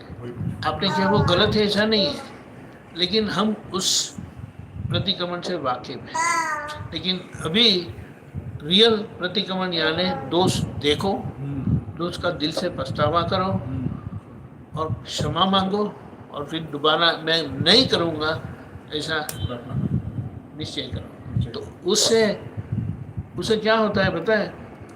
हमने क्या किया है पता है? ऐसी परिस्थिति में ऐसा करें तो ठीक है। उसका मतलब क्या है? दोष का दरवाजा लॉक करके सील नहीं किया है, थोड़ा खुला रखा है। ये तो जरूरत पड़े ना तो खोल के भाग जाएंगे करके, लेकिन उसके कारण दोष होते रहते हैं। और धीमे धीमे वो समझ में आने पर आप सील करते हैं, वेल्ड करते हैं, वो दीवार ही खड़ी कर देते हैं, वो दरवाजा ही नहीं चाहिए। बोले वो गलत है, वो गलती का दरवाजा गलत ही है, फिर हमकी गलती कभी नहीं होगी। ये बोले ना एक प्रोसेस है कि जिसमें हमें धीमे धीमे धीमे करके समझ में आता है। बट आप शुरू कर दो, आप शुरू कर दो। जैसे शुरू करेंगे, बोले चलना शुरू करेंगे ना तो पहुंच जाएंगे। और चलिए इंग्लिश में कहावत है, work begin is work half done. जिन्होंने शुरुआत की ना उनका आधा काम तो हो ही गया, क्योंकि शुरुआत की ना तभी उसका अंत आएगा। लेकिन जिन्होंने शुरुआत ही नहीं की उनका अंत कैसे आएगा? ऐसा है। आपकी पहचान? अरे वाह जीतू भाई, वेरी गुड। आपने क्या पढ़ाई की? MBA।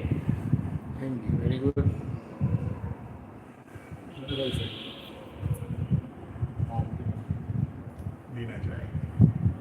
बोलिए कुछ, फरमाइए आप। तपस्वी है। हाँ, वो तपस्वी है। इसकी तपस्या सेकंड कंटिन्यू किया हुआ है। स्टॉप। बहुत अच्छा है, बहुत अच्छा है। 30 पास किए हुए। इन्होंने वो जो आप बोल रहे हैं ना, वो सब इन्होंने थोड़ा थोड़ा चालू किया हुआ। कभी गुस्सा ही नहीं आता, देखा ही नहीं हमने तो गुस्सा। बहुत अच्छा। इतना तपस्या होते हुए हमारे को गरम गरम रोटी उतर दिया अभी भी गरम गरम। और बताते नहीं। 9 बजे और नहीं, हाँ, बताते और आस्ते आस्ते एकदम जैसे वही तपस्या। यही है तपस्या, उसी को कहते हैं। ये हमारा तब किसी को पता ही नहीं चलता है और हम बिल्कुल प्रसन्न रहते हैं। कोई कितना भी परेशान करे ना तो वो थक जाए परेशान करते करते, लेकिन हमारी प्रसन्नता जाती नहीं है। यही तो वितराग विज्ञान, महावीर भगवान के विज्ञान की उपलब्धि है। अगर वो मिला है, आप जी रहे हैं, तो उसका परिणाम आपको मिलना ही है।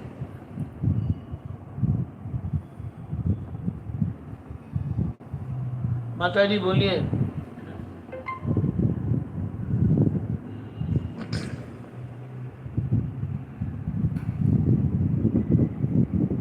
ये जो हमारे परिवार में जैसे मेरे बेटे हैं, भाई है, बहन है, माँ है, मामा है, ये सब हमारे पिछले जन्म के साथ कर्म बंधन के हिसाब से होता है। बिल्कुल बिल्कुल बिल्कुल इनके साथ बंधे हुए इसलिए हमारे साथ बिल्कुल, बंधे हुए। वरना मिलते ही नहीं, मिलते ही नहीं। ऐसा है ना, आप वहाँ जाओ। इनके साथ अब जो राग देश रखा हुआ रहेगा वो अगले जन्म में फिर कंटिन्यू होगा या अभी इसका राग- यही मुक्त हो जाएगा? अभी एक ही बात है जैसे कि जो- हम जो जन्म लिया, एक सेकंड में, हाँ। जैसे हमने 2 भाई ने साथ में जन्म लिया, मेरा मन में कुछ भी इनके प्रति राग देश नहीं है, इनके प्रति इनको समझ मेरे प्रति कुछ राग देश हो सकता है, तो ये मेरे लिए प्रतिशोध की क्रिया करते हैं और मैं उसको छोड़ देता हूँ। लेकिन अंत में मतलब ऐसा हमारा जो पिछले जन्म का जो भी है वो यहाँ आके सलता ना हमको। अगर ये यहाँ नहीं सलता तो ये कंटिन्यू होगा अगले जन्म में भी। देखो एक बात समझना, महावीर भगवान को जिनके साथ भी जो भी कर्म का हिसाब था ना, हाँ वो सब लोगों ने उनके लिए निमित्त बने। हाँ महावीर भगवान ने सब निपटा कर दिया, वो मोक्ष में मैं चले गए। मेरे वो मोक्ष में चले गए। अभी जिन्होंने इनको जो वो ग्वाला का क्या हुआ देखने गए, संगम देव ने जो उनके ऊपर उपसर्ग किए थे उनका क्या हुआ पता चला? नहीं, चंडकोष का क्या हुआ? लेकिन भगवान ने क्या किया वो समझना जरूरी है। आपके लिए बहुत सारे लोग निमित्त बनेंगे, लेकिन आप समझ समझ के उन सभी का संभव से निपटारा करेंगे, आपका मोक्ष हो जाएगा। उनके मोक्ष के लिए उनको काम करना पड़ेगा जो इसे आपने किया, ये। लेकिन हिसाब के बगैर मिल नहीं सकते, ऐसा फिर मिल सकता। ये नियम है, प्रकृति का नियम है। और नहीं तो वो कहीं ना कहीं जो देखो, त्रिपुत्र नारायण, अर्धकाल चक्र के पहले वासुदेव नारायण, तब उन्होंने जो दोष हुआ था उसका परिणाम वे जब तीर्थंकर बने 24वें द्वापर के अंत में, आखिर के तीर्थंकर परमात्मा द्वापर के अंत में बने। परिणाम, कारण कब बना था, कर्म कब बंधा था, परिणाम कब आया, और कैसे कैसे वो एक दूसरे को मिलते रहे, समझना है। लेकिन कर्म किसी को छोड़ता नहीं है, कर्म किसी को नहीं छोड़ता, इसीलिए उसका संभव से निपटारा किए बगैर समाधान नहीं है। इसीलिए जागृत रहो, उनको अंडर एस्टिमेट मत करो। वो कितने भी कमज़ोर हो, वो शरीर से कमज़ोर हो सकते हैं, लेकिन मन से किसी की कमज़ोरी मापना सही नहीं है, क्योंकि मन से वो क्या कर्म कर देगा और आपकी क्या परिस्थिति होगी। इसीलिए सोच समझ के किसी को भी दुख ना हो करके निकल जाना है। अभी ये समय तो और भी बहुत बुरा है, किसी से भी बैर बनता है ना तो 2-5 ज़्यादा देके भी जान छोड़ो उनसे, वरना आप जाना चाहेंगे तो बोले अभी कहाँ चले भाई, हमारा काम बाकी है, जाने नहीं देंगे। ये बात है। ये समय बैर से बचने का है, क्योंकि ये समय बैर का प्रभाव बहुत बड़ा है। बाहर से अच्छा बोलते हैं, अंदर से बैर होता है, पता भी नहीं चलता कि ये क्या हो रहा है। इसीलिए समझ के, इसीलिए क्या कहा, मिलते हैं तब भीतर में भगवान के दर्शन कर लो, और जब अलग होते हैं तो दिल से प्रतिक्रमण करके छूट जाओ, वरना छूट नहीं पाओगे। अपन जीवन में कभी किसी चीज़ का अगर अनुभव करें और हमको अगर अनुभव अच्छा लगता है, उसका परिणाम अच्छा होता है, और हम महसूस करते हैं कि ये ठीक हो रहा है, या किसी ने हमसे बात किया, हमने उसको बोला कि भाई तुम्हारा ये हो जाएगा या हो गया, बराबर है। तो ये परिणाम कहाँ से आता है? ये परिणाम नहीं है, ये तो ऐसा है ना, आपका तजुर्बा से, आपके तजुर्बे से लोगों को लाभ होता है। अच्छा, वो सब। हाँ, इसमें अपना क्योंकि आपके कर्म अनुभव का, का, पुण्य का कोई इसमें लेना देना नहीं। अभी एक बात समझ लेना है, ज्ञान मिलने के बाद कर्म बांधने के लिए जो प्रकृति चाहिए ना, कर्म बांधने के लिए प्रकृति चाहिए। अब वो प्रकृति जल गई है, प्रकृति की रस्सी जल गई है, उसे आप कुछ बांध नहीं सकते, बनेगी नहीं अब तक। कुछ बांध नहीं सकते। और जो बनती है वो मोक्ष मार्ग के लिए बनती है। आज्ञा पालन करते हैं ना, उतना ही बंधन है, लेकिन वो मुक्ति का कारण बनती है। बाकी आप जो भी, हम भी वही महसूस करते हैं कि हमको ये मार्ग जो दिखा रहा है वो मुक्ति के लिए जा रहा है। भारत मल जी जो करते हैं ना, उसे आपको कुछ लेना देना नहीं है।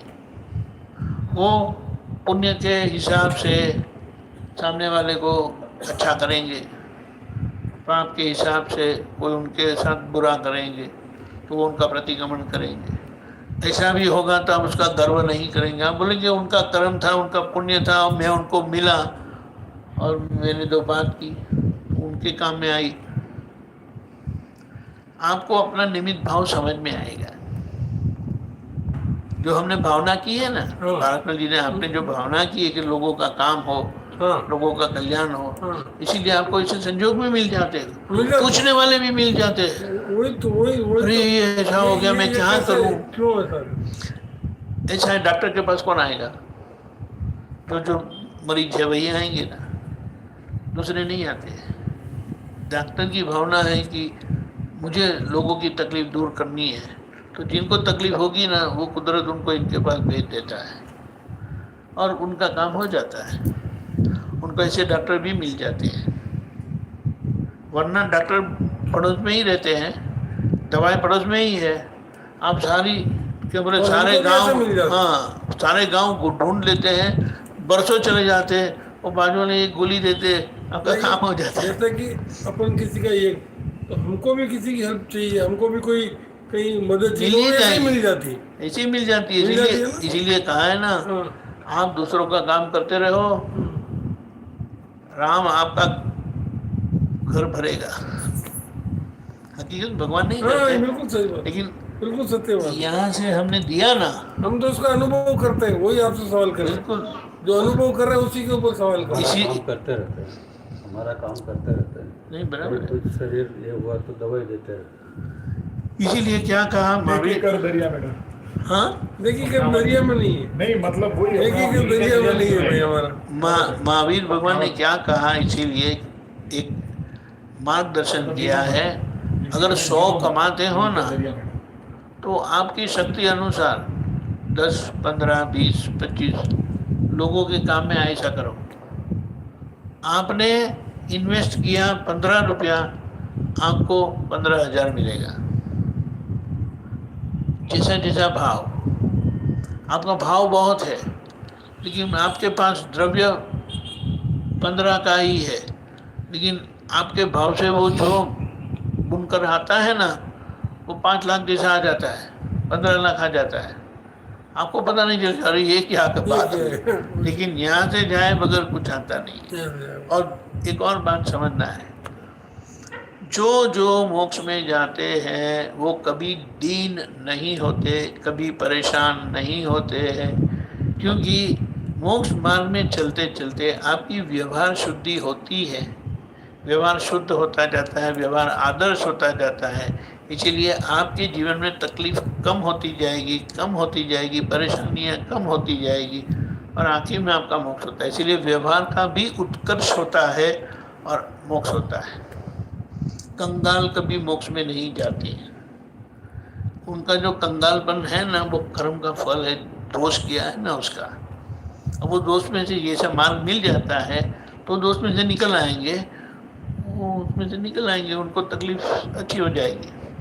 हमारा आश्रम वहाँ जो है ना संयम धाम, जो गांव में सिंगोद गांव में, वो सिंगोद गांव के लोग अभी इतने समय से हम वहाँ रहते हैं तो परिचय बढ़ता गया। वो लोग ज्ञान भी लिए, प्रार्थना भी करते हैं, कीर्तन भक्ति भी करते हैं, तो सब के सब इतने समृद्ध हो गए।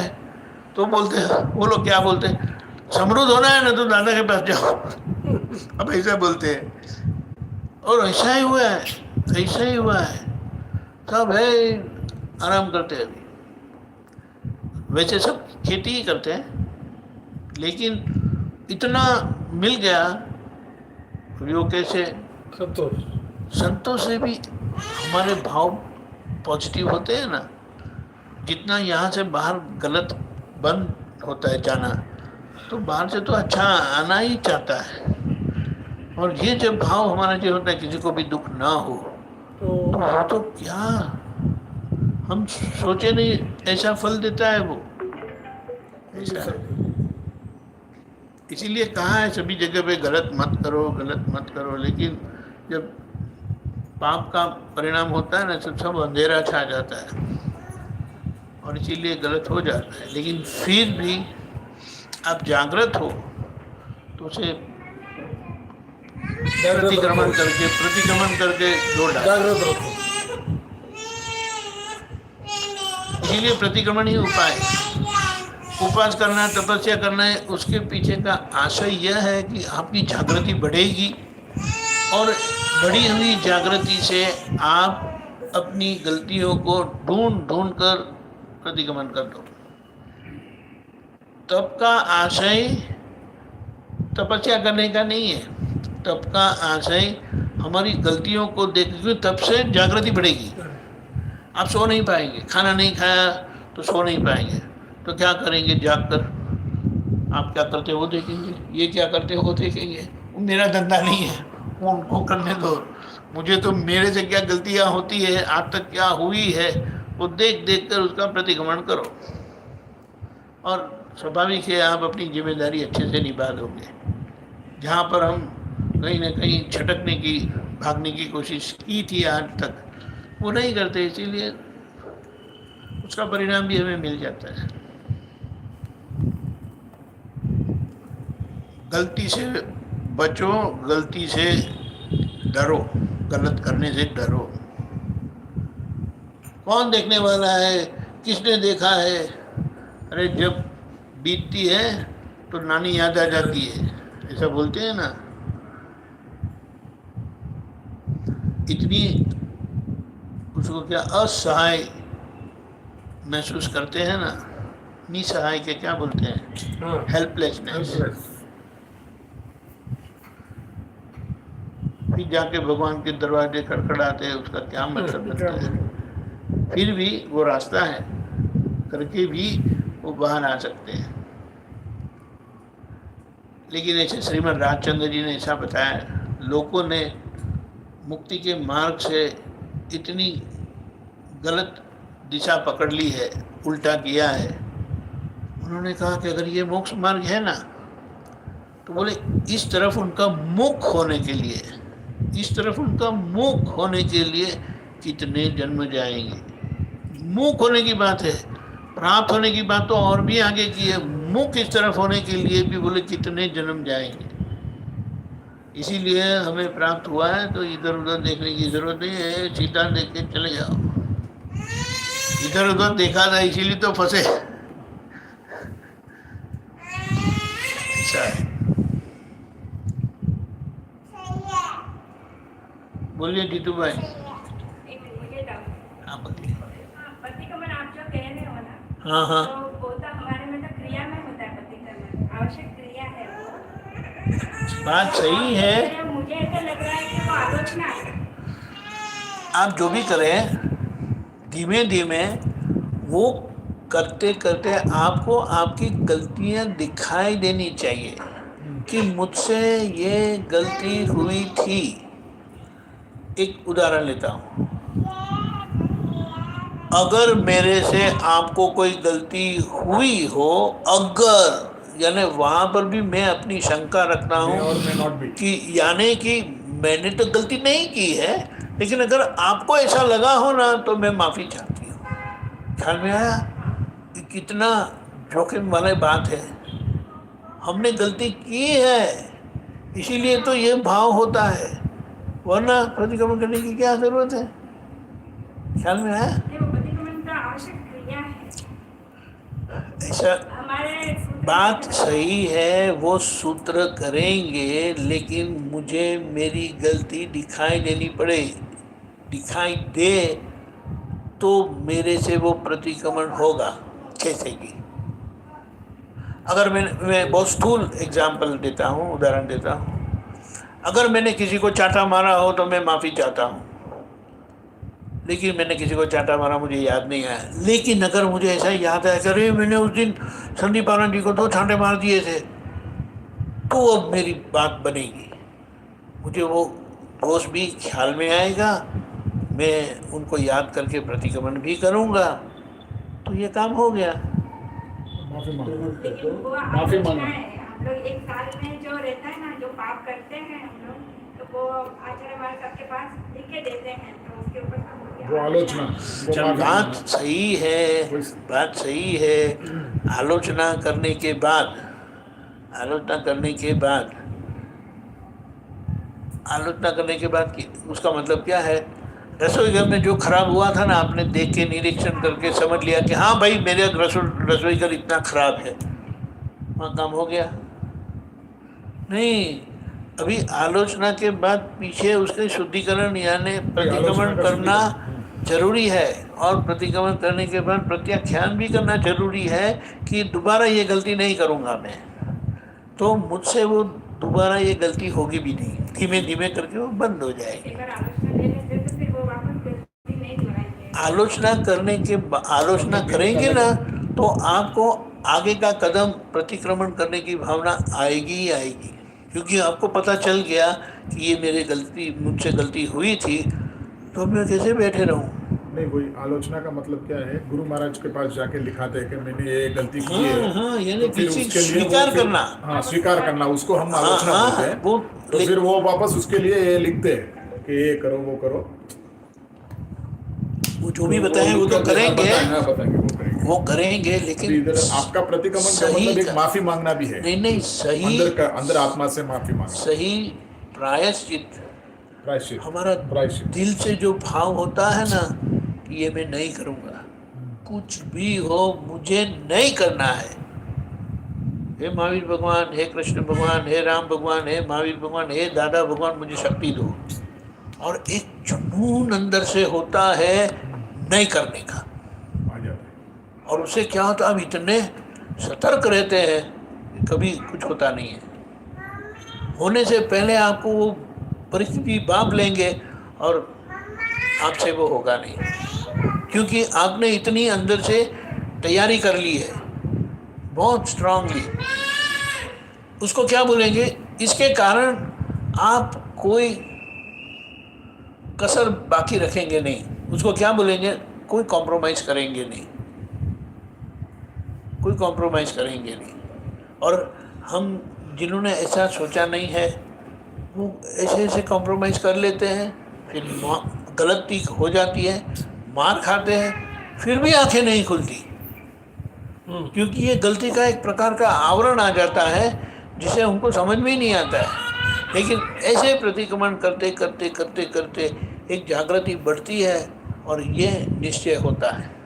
और ये निश्चय यानी इतना पक्का प्रत्याख्यान करना है कि आप दोष कर ही नहीं सकते, ऐसा हो जाएगा। महावीर भगवान का उदाहरण वो है, उनका सारा जीवन, आखिर का जीवन ये जो था वर्धमान स्वामी का, बिल्कुल अहिंसक था। बिल्कुल अहिंसक का मतलब क्या है, उनके ऊपर बाहर से बहुत सारे उपसर्ग आए जो हम सोच भी नहीं सकते। एक ही दिन यानी एक ही रात आप सोचो कि कोई आपके नज़दीक बैठा है, आप जैसे नींद लेना चाहे ना आपको थप्पड़ मारे, आप नींद लेना चाहे थप्पड़ मारे, ऐसा उनको कितने रातों तक सोने नहीं दिया है। और पटका है। लेकिन वो उनका आखिर का जन्म था, चरम शरीर था, और वो समझ गए। उनको तो हर बार उनकी गलतियां ही दिखाई देती थी कि कहाँ कहाँ उन्होंने क्या क्या गलती की थी। वो समझते गए, पार करते गए। ख्याल में है, ये दिखाई देना जरूरी है। आप जो भी करो क्रिया मतलब गलत है, कोई बात गलत नहीं होती, 100% गलत नहीं होती, लेकिन उसके पीछे का आशय हार्द मतलब समझ गए तो आपका सही मायने में प्रतिक्रमण होगा। लेकिन शुरुआत आपने की है ना, तो आपको आगे का कदम, आगे का रास्ता बताएगा। लेकिन जो कुछ करते ही नहीं है और बैठे रहे तो बोले वो नुकसान की बात है, ऐसा है। लेकिन हमें हमारी गलतियां दिखाई देनी चाहिए, और जैसे हम जागृत हो जाते हैं, ऐसे ही बैठे तो भी हमें कितनी सारी गलतियां याद आ जाएगी, और वहीं आपका प्रतिक्रमण शुरू हो जाएगा।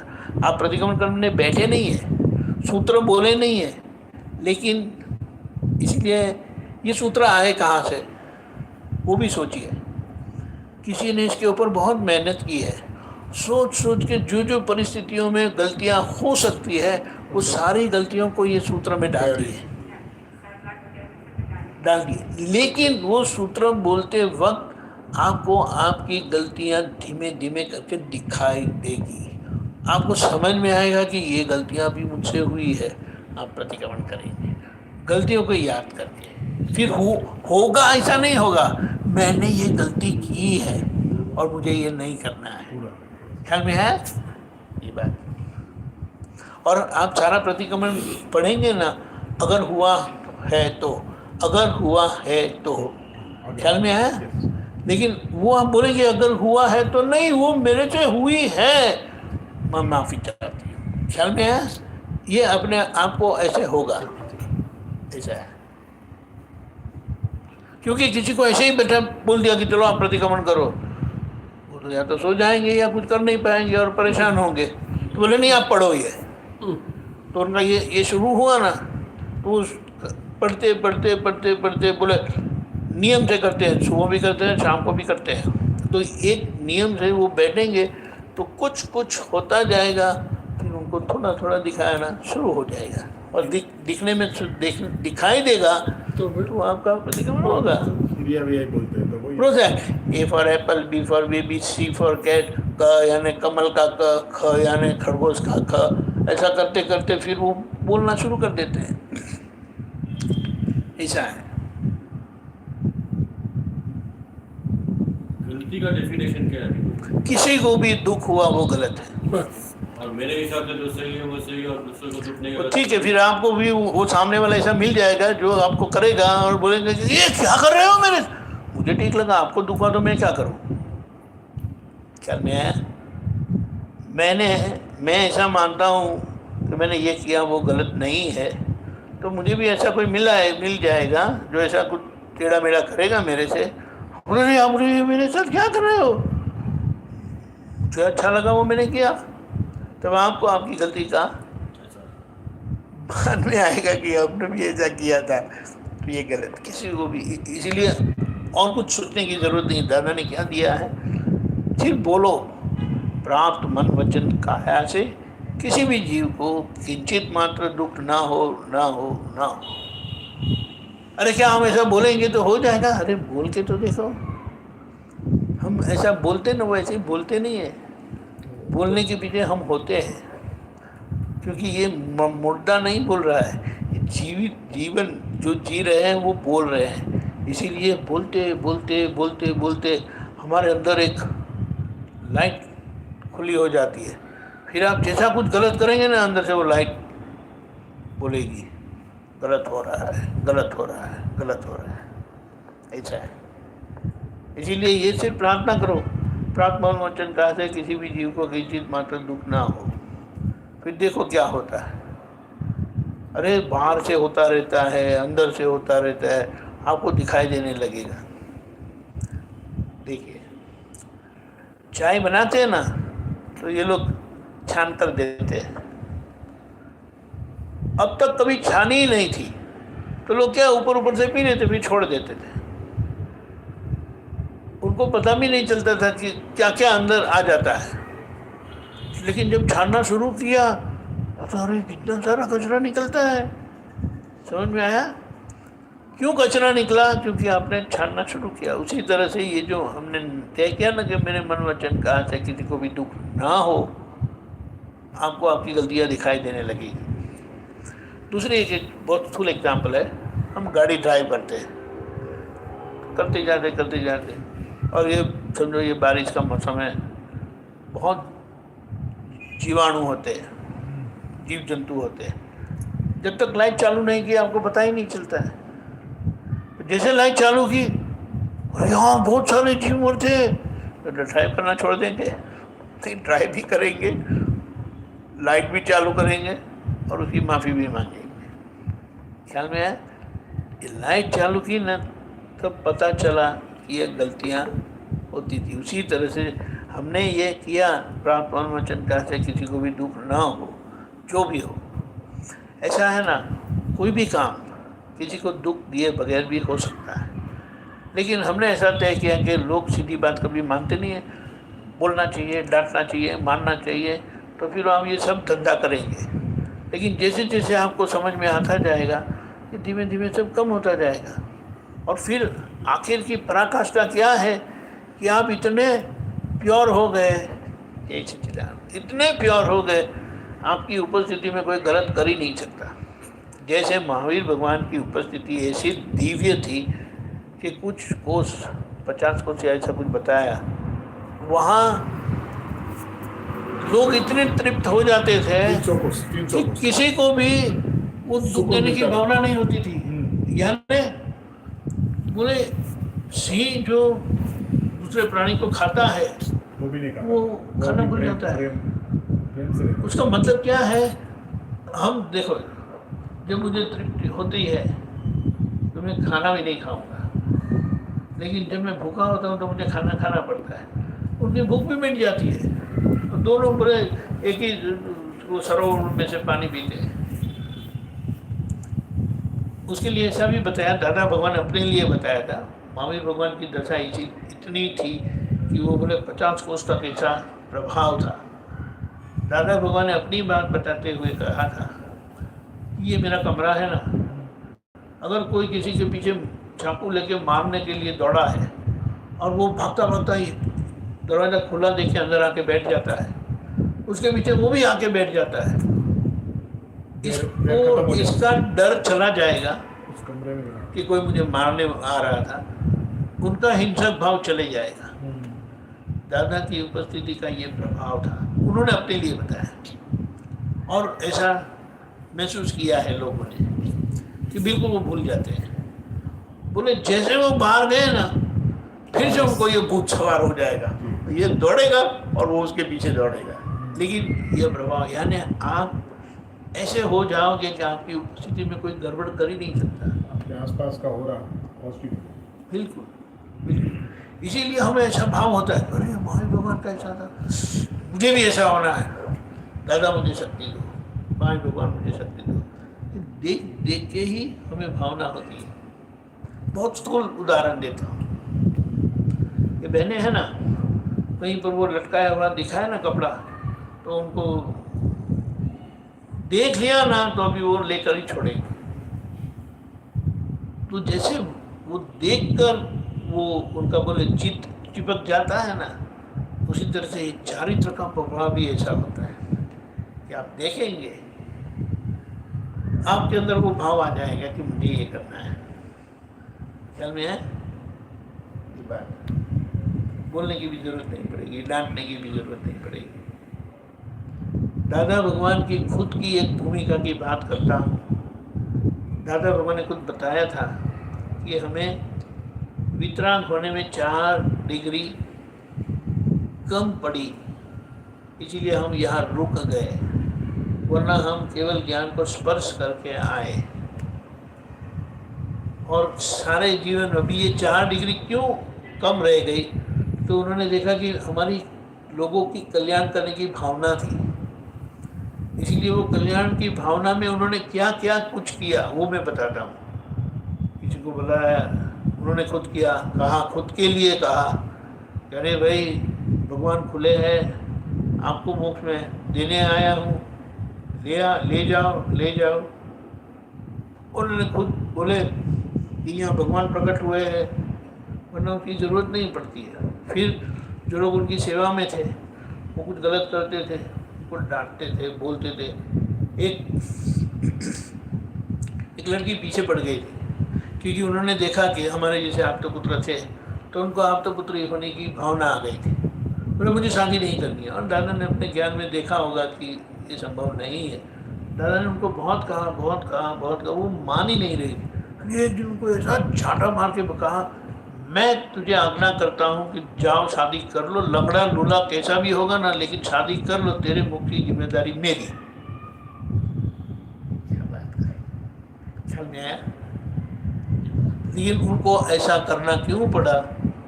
वो उनकी भीतर के मसाले को देखते हैं और ये रट लगा के आप बैठ गए कि मुझे शादी नहीं करनी है, वो आपके लिए काम का नहीं है। और आप मोक्ष के लिए, मोक्ष की फिक्र के लिए करते हो ना, तो जाओ, मैं बोलता हूँ आपका मोक्ष होगा, ये मेरी गारंटी है करके दादा ने बताया ये बात। लेकिन कोई तीसरा आदमी, कोई भी व्यक्ति देखेंगे ये क्या वितराग व्यवहार है, तो उन्होंने ये कल्याण भावना के कारण उन्होंने बोला, डांटा, चाटा मारा, लेकिन उसके पीछे उनका प्रतिक्रमण भी था। कल्याण की भावना से ये सब उन्होंने किया, पीछे पीछे उनका प्रतिक्रमण भी था, जिसके परिणाम से आखिर के 15 दिन में वो ऐसा बताते थे कि सारे जीवन हमने लोगों को बहुत डांटा, बहुत जिन लोगों को थप्पड़ भी मारी, अब हमने हमारा मार्ग बदल दिया है, हम जो पहले कहते थे कि हमें 4 डिग्री बाकी है, वो 2.5 डिग्री हमने कवर कर दी, अभी 1.5 डिग्री बाकी है, वो यहाँ ख़त्म नहीं हो सकती। इसीलिए आज से हम संपूर्ण वितराग, हम किसी की भी आलोचना पढ़ेंगे नहीं, किसी की भी आलोचना लेंगे नहीं। जैसे आप महाराज साहब को देते हैं ना, बोले हम लेंगे नहीं, हम पढ़ेंगे नहीं। कुछ लोग आए थे दादा को आलोचना देने के लिए, बोले उसकी ज़रूरत आज नहीं है। आपने मुझे कहा आप आलोचना लेके दादा के तस्वीर के सामने रखना और 1 महीने तक उसका प्रतिक्रमण करना, मेरा आशीर्वाद है, ऐसा बताया था। और हम वो महसूस भी किया था हम लोग सब, क्योंकि तब वो ज़्यादा बैठ नहीं सकते थे, मिल नहीं पाते थे। तो क्या किया था आखिर में, वो जो जहाँ बैठते थे ना, जिस मंजिले पर बैठते थे, वहाँ पर 2 रास्ते थे, एक रेगुलर रास्ता और दूसरा एक पीछे से रसोई घर से निकलता हुआ सीढ़ी चढ़ के आने का छोटा रास्ता था। तो सब लोगों को वहाँ से चढ़ के आना है, दादा वहाँ पे बैठे हैं, लोग सिर्फ दर्शन करते हैं और चले जाते हैं। और इतने दर्शन में लोगों को संतोष हो जाता था। इसलिए हम ये उसको समझेंगे कि वहाँ सिमंदर स्वामी प्रभु का जो हमें दर्शन होने वाला है, वो ये कक्षा का है। उनके दर्शन किए और यहाँ का आवरण टूट जाएगा, निकल जाएगा, और वही तत्क्षण केवल ज्ञान, ये बात है।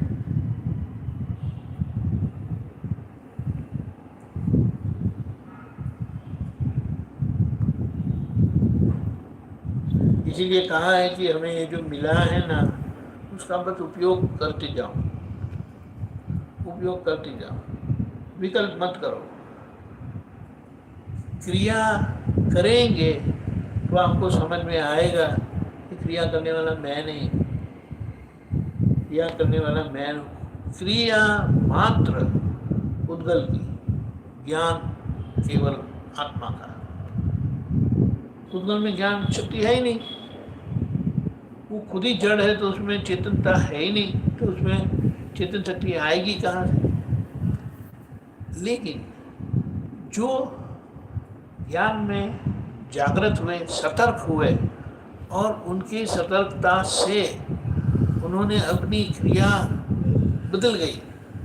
जैसे कि वो एक उदाहरण आता है ना कि गुरु जी थे जो चल नहीं पाते थे, देख पाते थे, और शिष्य थे वो चल पाते थे लेकिन देख नहीं पाते थे।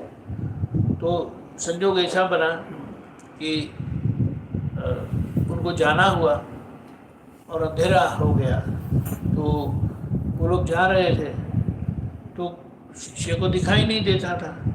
गुरुजी मार्गदर्शन करते थे, इधर चलो, इधर चलो, उधर चलो करके, लेकिन उनको तो दिखाई नहीं देता था। इसलिए पैर कई बार खड्डे पर गिरता था तो गुरुजी को झटका लगता था, धक्का लगता था, गुरुजी मारते थे, दिखाई नहीं देता है, संभल के चलता नहीं है वगैरह, क्योंकि उनको तकलीफ हो रही थी, वो बुजुर्ग थे। इसीलिए यहाँ पर शिष्यों को भाव बिगड़ते नहीं थे। शिष्य क्या करते थे, अरे मेरे कारण मेरे गुरुजी को तकलीफ हो रही है, अफसोस होता वो अफसोस करते थे। वहाँ उन्होंने प्रतिक्रमण किया। अभी ये प्रतिक्रमण का जो कहते हैं ना, पछतावा करते करते एक भूमिका ऐसी आ जाती है, उसे शपथ श्रेणी बोलते हैं, वो हो जाती है, और वो हो गई उनको, और कुछ देर के बाद बिल्कुल सीधा चलने लग गए, गुरु जी का मान बाहर तो आ गए। गुरुजी ने कहा शुरुआत में तो सब बहुत धक्का लगता था, बाद में ऐसा क्या हो गया। गुरुजी मुझे सब दिखाई देता था। अभी गुरुजी को कहा कि मुझे सब दिखाई देता था, उनको आँख नहीं है और कहते हैं कि मुझे दिखाई देता था, तो गुरुजी भी समझ गए कि यह क्या कहना चाहते हैं। गुरुजी उतर गए, गुरुजी ने उनको पैर पड़े। तो उनको भी ये बात ख्याल में, ये पछतावा क्या करता है।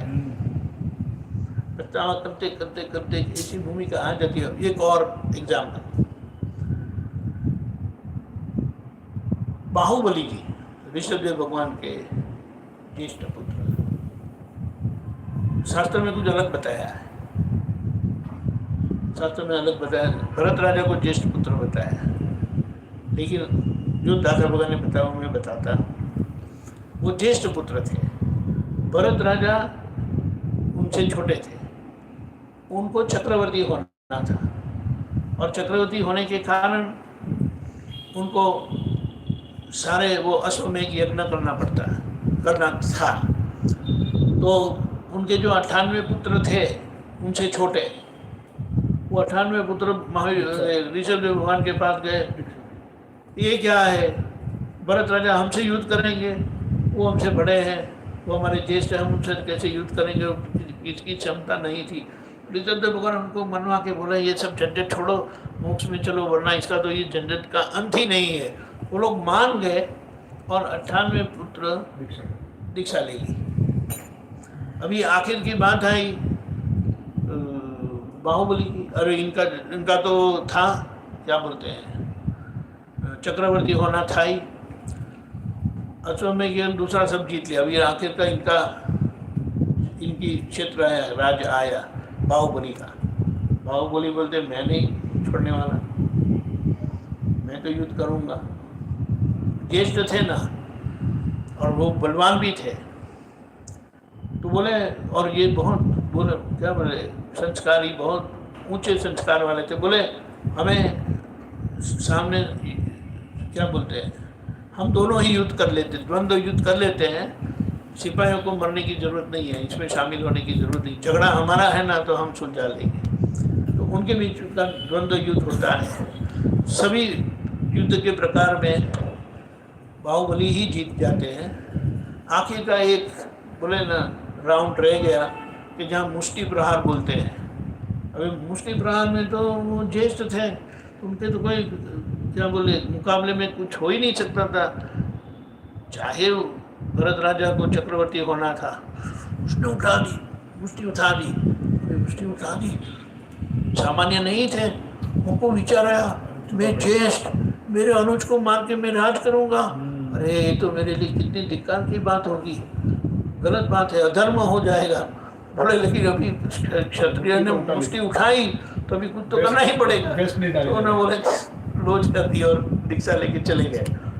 क्यों चले गए, तो बोले ऋषभदेव भगवान के पास जाए तो 98 भाइयों को नमन करना पड़ेगा। उन्होंने पहले दीक्षा ले लिए, अनुजों को नमन करना, बोले वो अहंकार उनको स्वीकार नहीं था, तो वो चले गए जंगल में। अभी जंगल में जाके तपस्या करने लगे, और ऐसा बोला जाता है, शास्त्र में बताया कि ये सब पृथ्वी पर झाड़ वगैरह आ गए, पक्षियों ने अपना घोंसला बना दिया, वो चींटी वाला का वो जो होता ना वो सब कर दिया। अब वो अभी यहाँ ऋषभदेव भगवान ने देखा, अरे इनका समय आ गया है और ये तो अभी वहाँ अटक के रह गए, तो बोले उसका कुछ उपाय करना पड़ेगा। तो ऋषभदेव भगवान ने 2 बहनों को, ब्राह्मणी और शूद्री को, बेटियों को भेजा, उसको उतारो, उनको बोलो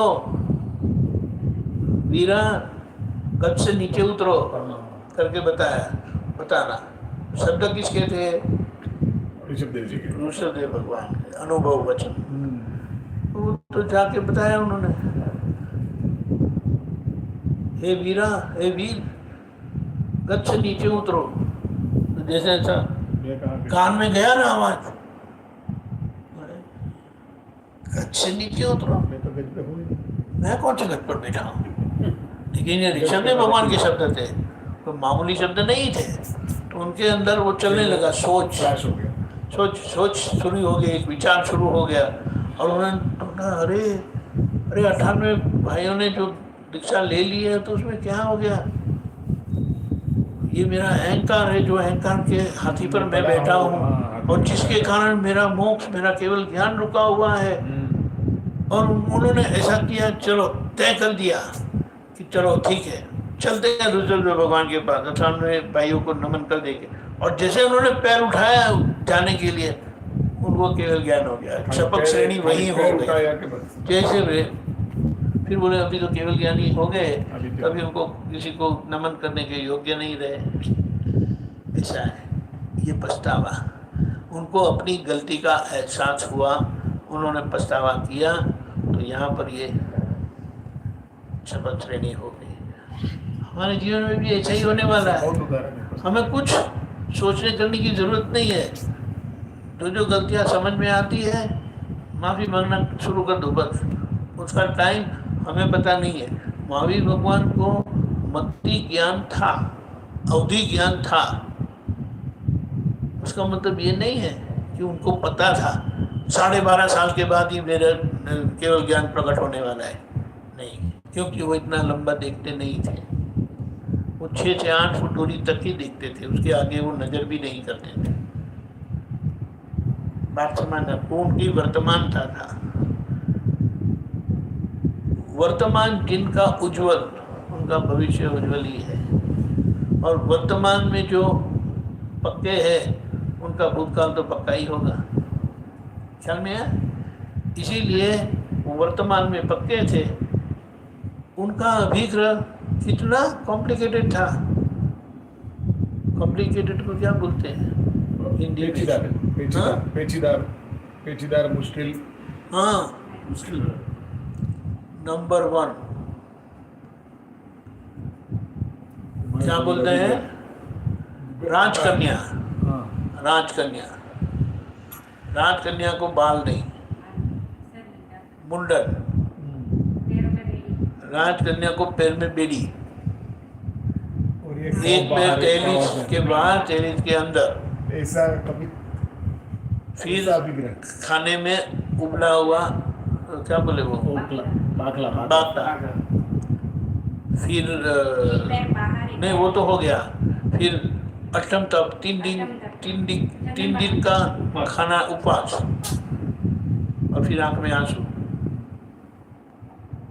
अब बोलिए। ऐसा अभिग्रह 7 अपन सोच भी नहीं सकते। 7 एक्सट्रीम कॉम्प्लिकेटेड डिसीजन कि ये अगर मिलेगा अब स्थितियां हैं तो मैं गोचरी वापरूंगा, गोचरी लूंगा। वेरूंगा। वो किसी को भी बताए बगैर 5 मास और 25 दिन के बाद स्वाभाविक पूरा हुआ। किसने पूरा किया? किसने पूरा किया? नहीं, किसने पूरा किया? चंदन बाला नहीं, स्वाभाविक ही हुआ ना। चंदन बालाजी तो निमित्त बने, लेकिन वो टाइमिंग, वो जो हुआ 5 मास और 25 दिन के बाद, लेकिन 5 मास और 25 दिन वो दिन में 3 बार गोचरी लेने जाते थे और वापस आते थे। तो बोला उनको तो दिखाई देना होता था ना कि आज मिलने वाला नहीं है, तो बेकार में मैं क्यों जाऊं। तो भी कोशिश करें। ऐसा भी नहीं किया कि उन्होंने लीक कर दिया कि भाई मेरा अभिग्रह है, कुछ समझ के कर लो ना। नो, क्यों उन्होंने ऐसे बताया कि जब वो साधक थे ना, पहले साधक थे ना, तो तब उन्होंने ये अभिग्रह किया था कि जब ऐसी परिस्थिति आएगी तो मैं इस तरह से, अभी बोलो, कभी वो किया था अभिग्रह और उसका परिणाम कितने जब आया, तब वो निमित्त, वो संजोग एग्जैक्ट कैसे बने। इसीलिए कहा कुछ सोचेंगे, कुछ बोलेंगे, वो व्यर्थ जाने वाला नहीं है। इसलिए बहुत सोच समझ के तय करना, वरना वो सब बोझा आपके ऊपर ही आएगा। ऐसा बताया जाता है। ऋषभदेव भगवान का आयुष्य 84 लाख पूर्व, वो गिनती भी हम पता नहीं है उसका मतलब क्या, लेकिन 84 लाख सुनकर ही हम आधे हो जाते हैं। बराबर है? इतना लंबा आयुष्य, महावीर भगवान का आयुष्य 72 साल। सबसे ज्यादा तप काल महावीर भगवान का था 12.5 साल, और आयुष्य 72 साल। वहाँ ऋषभदेव भगवान का आयुष्य 84 लाख पूर्व। वो यूनिट है ना, बोले ना, यूनिट हमारी गिनती में आती नहीं है, कैलकुलेशन नहीं है। बोलो 84 लाख पूर्व के आयुष्य में उनका तब का कुछ नहीं था। सोचिए आप, ये बात समझना है। ये वो आश्चर्य में जाता है, आश्चर्य में जाता है। और हमें वही ज्ञान मिला है जिस ज्ञान से महावीर भगवान सिद्ध हुए। 24 तीर्थंकर भगवान मोक्ष में गए, तो ये दादा भगवान का योग बल का क्या किस तरह से हम उपकार माने।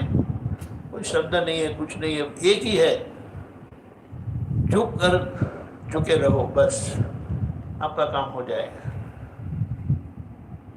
और कोई उसका विकल्प नहीं है। क्या देंगे आप? हमारे पास है क्या देने के लिए? जो है वो सब विनाशी चीज है। वो तो हमें चाहिए नहीं, वो तो हम छोड़ गया है। ये बात है। जय सच्चिदानंद।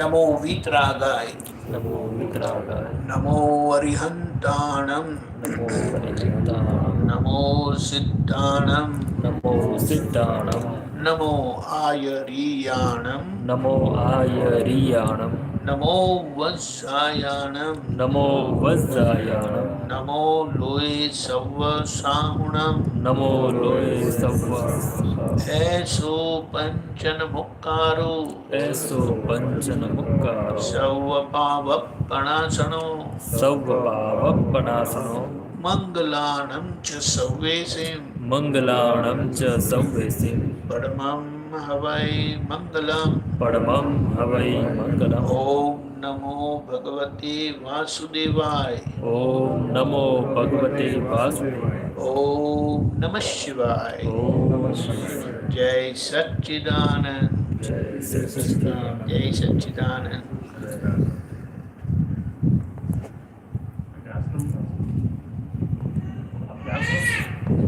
क्या बताया?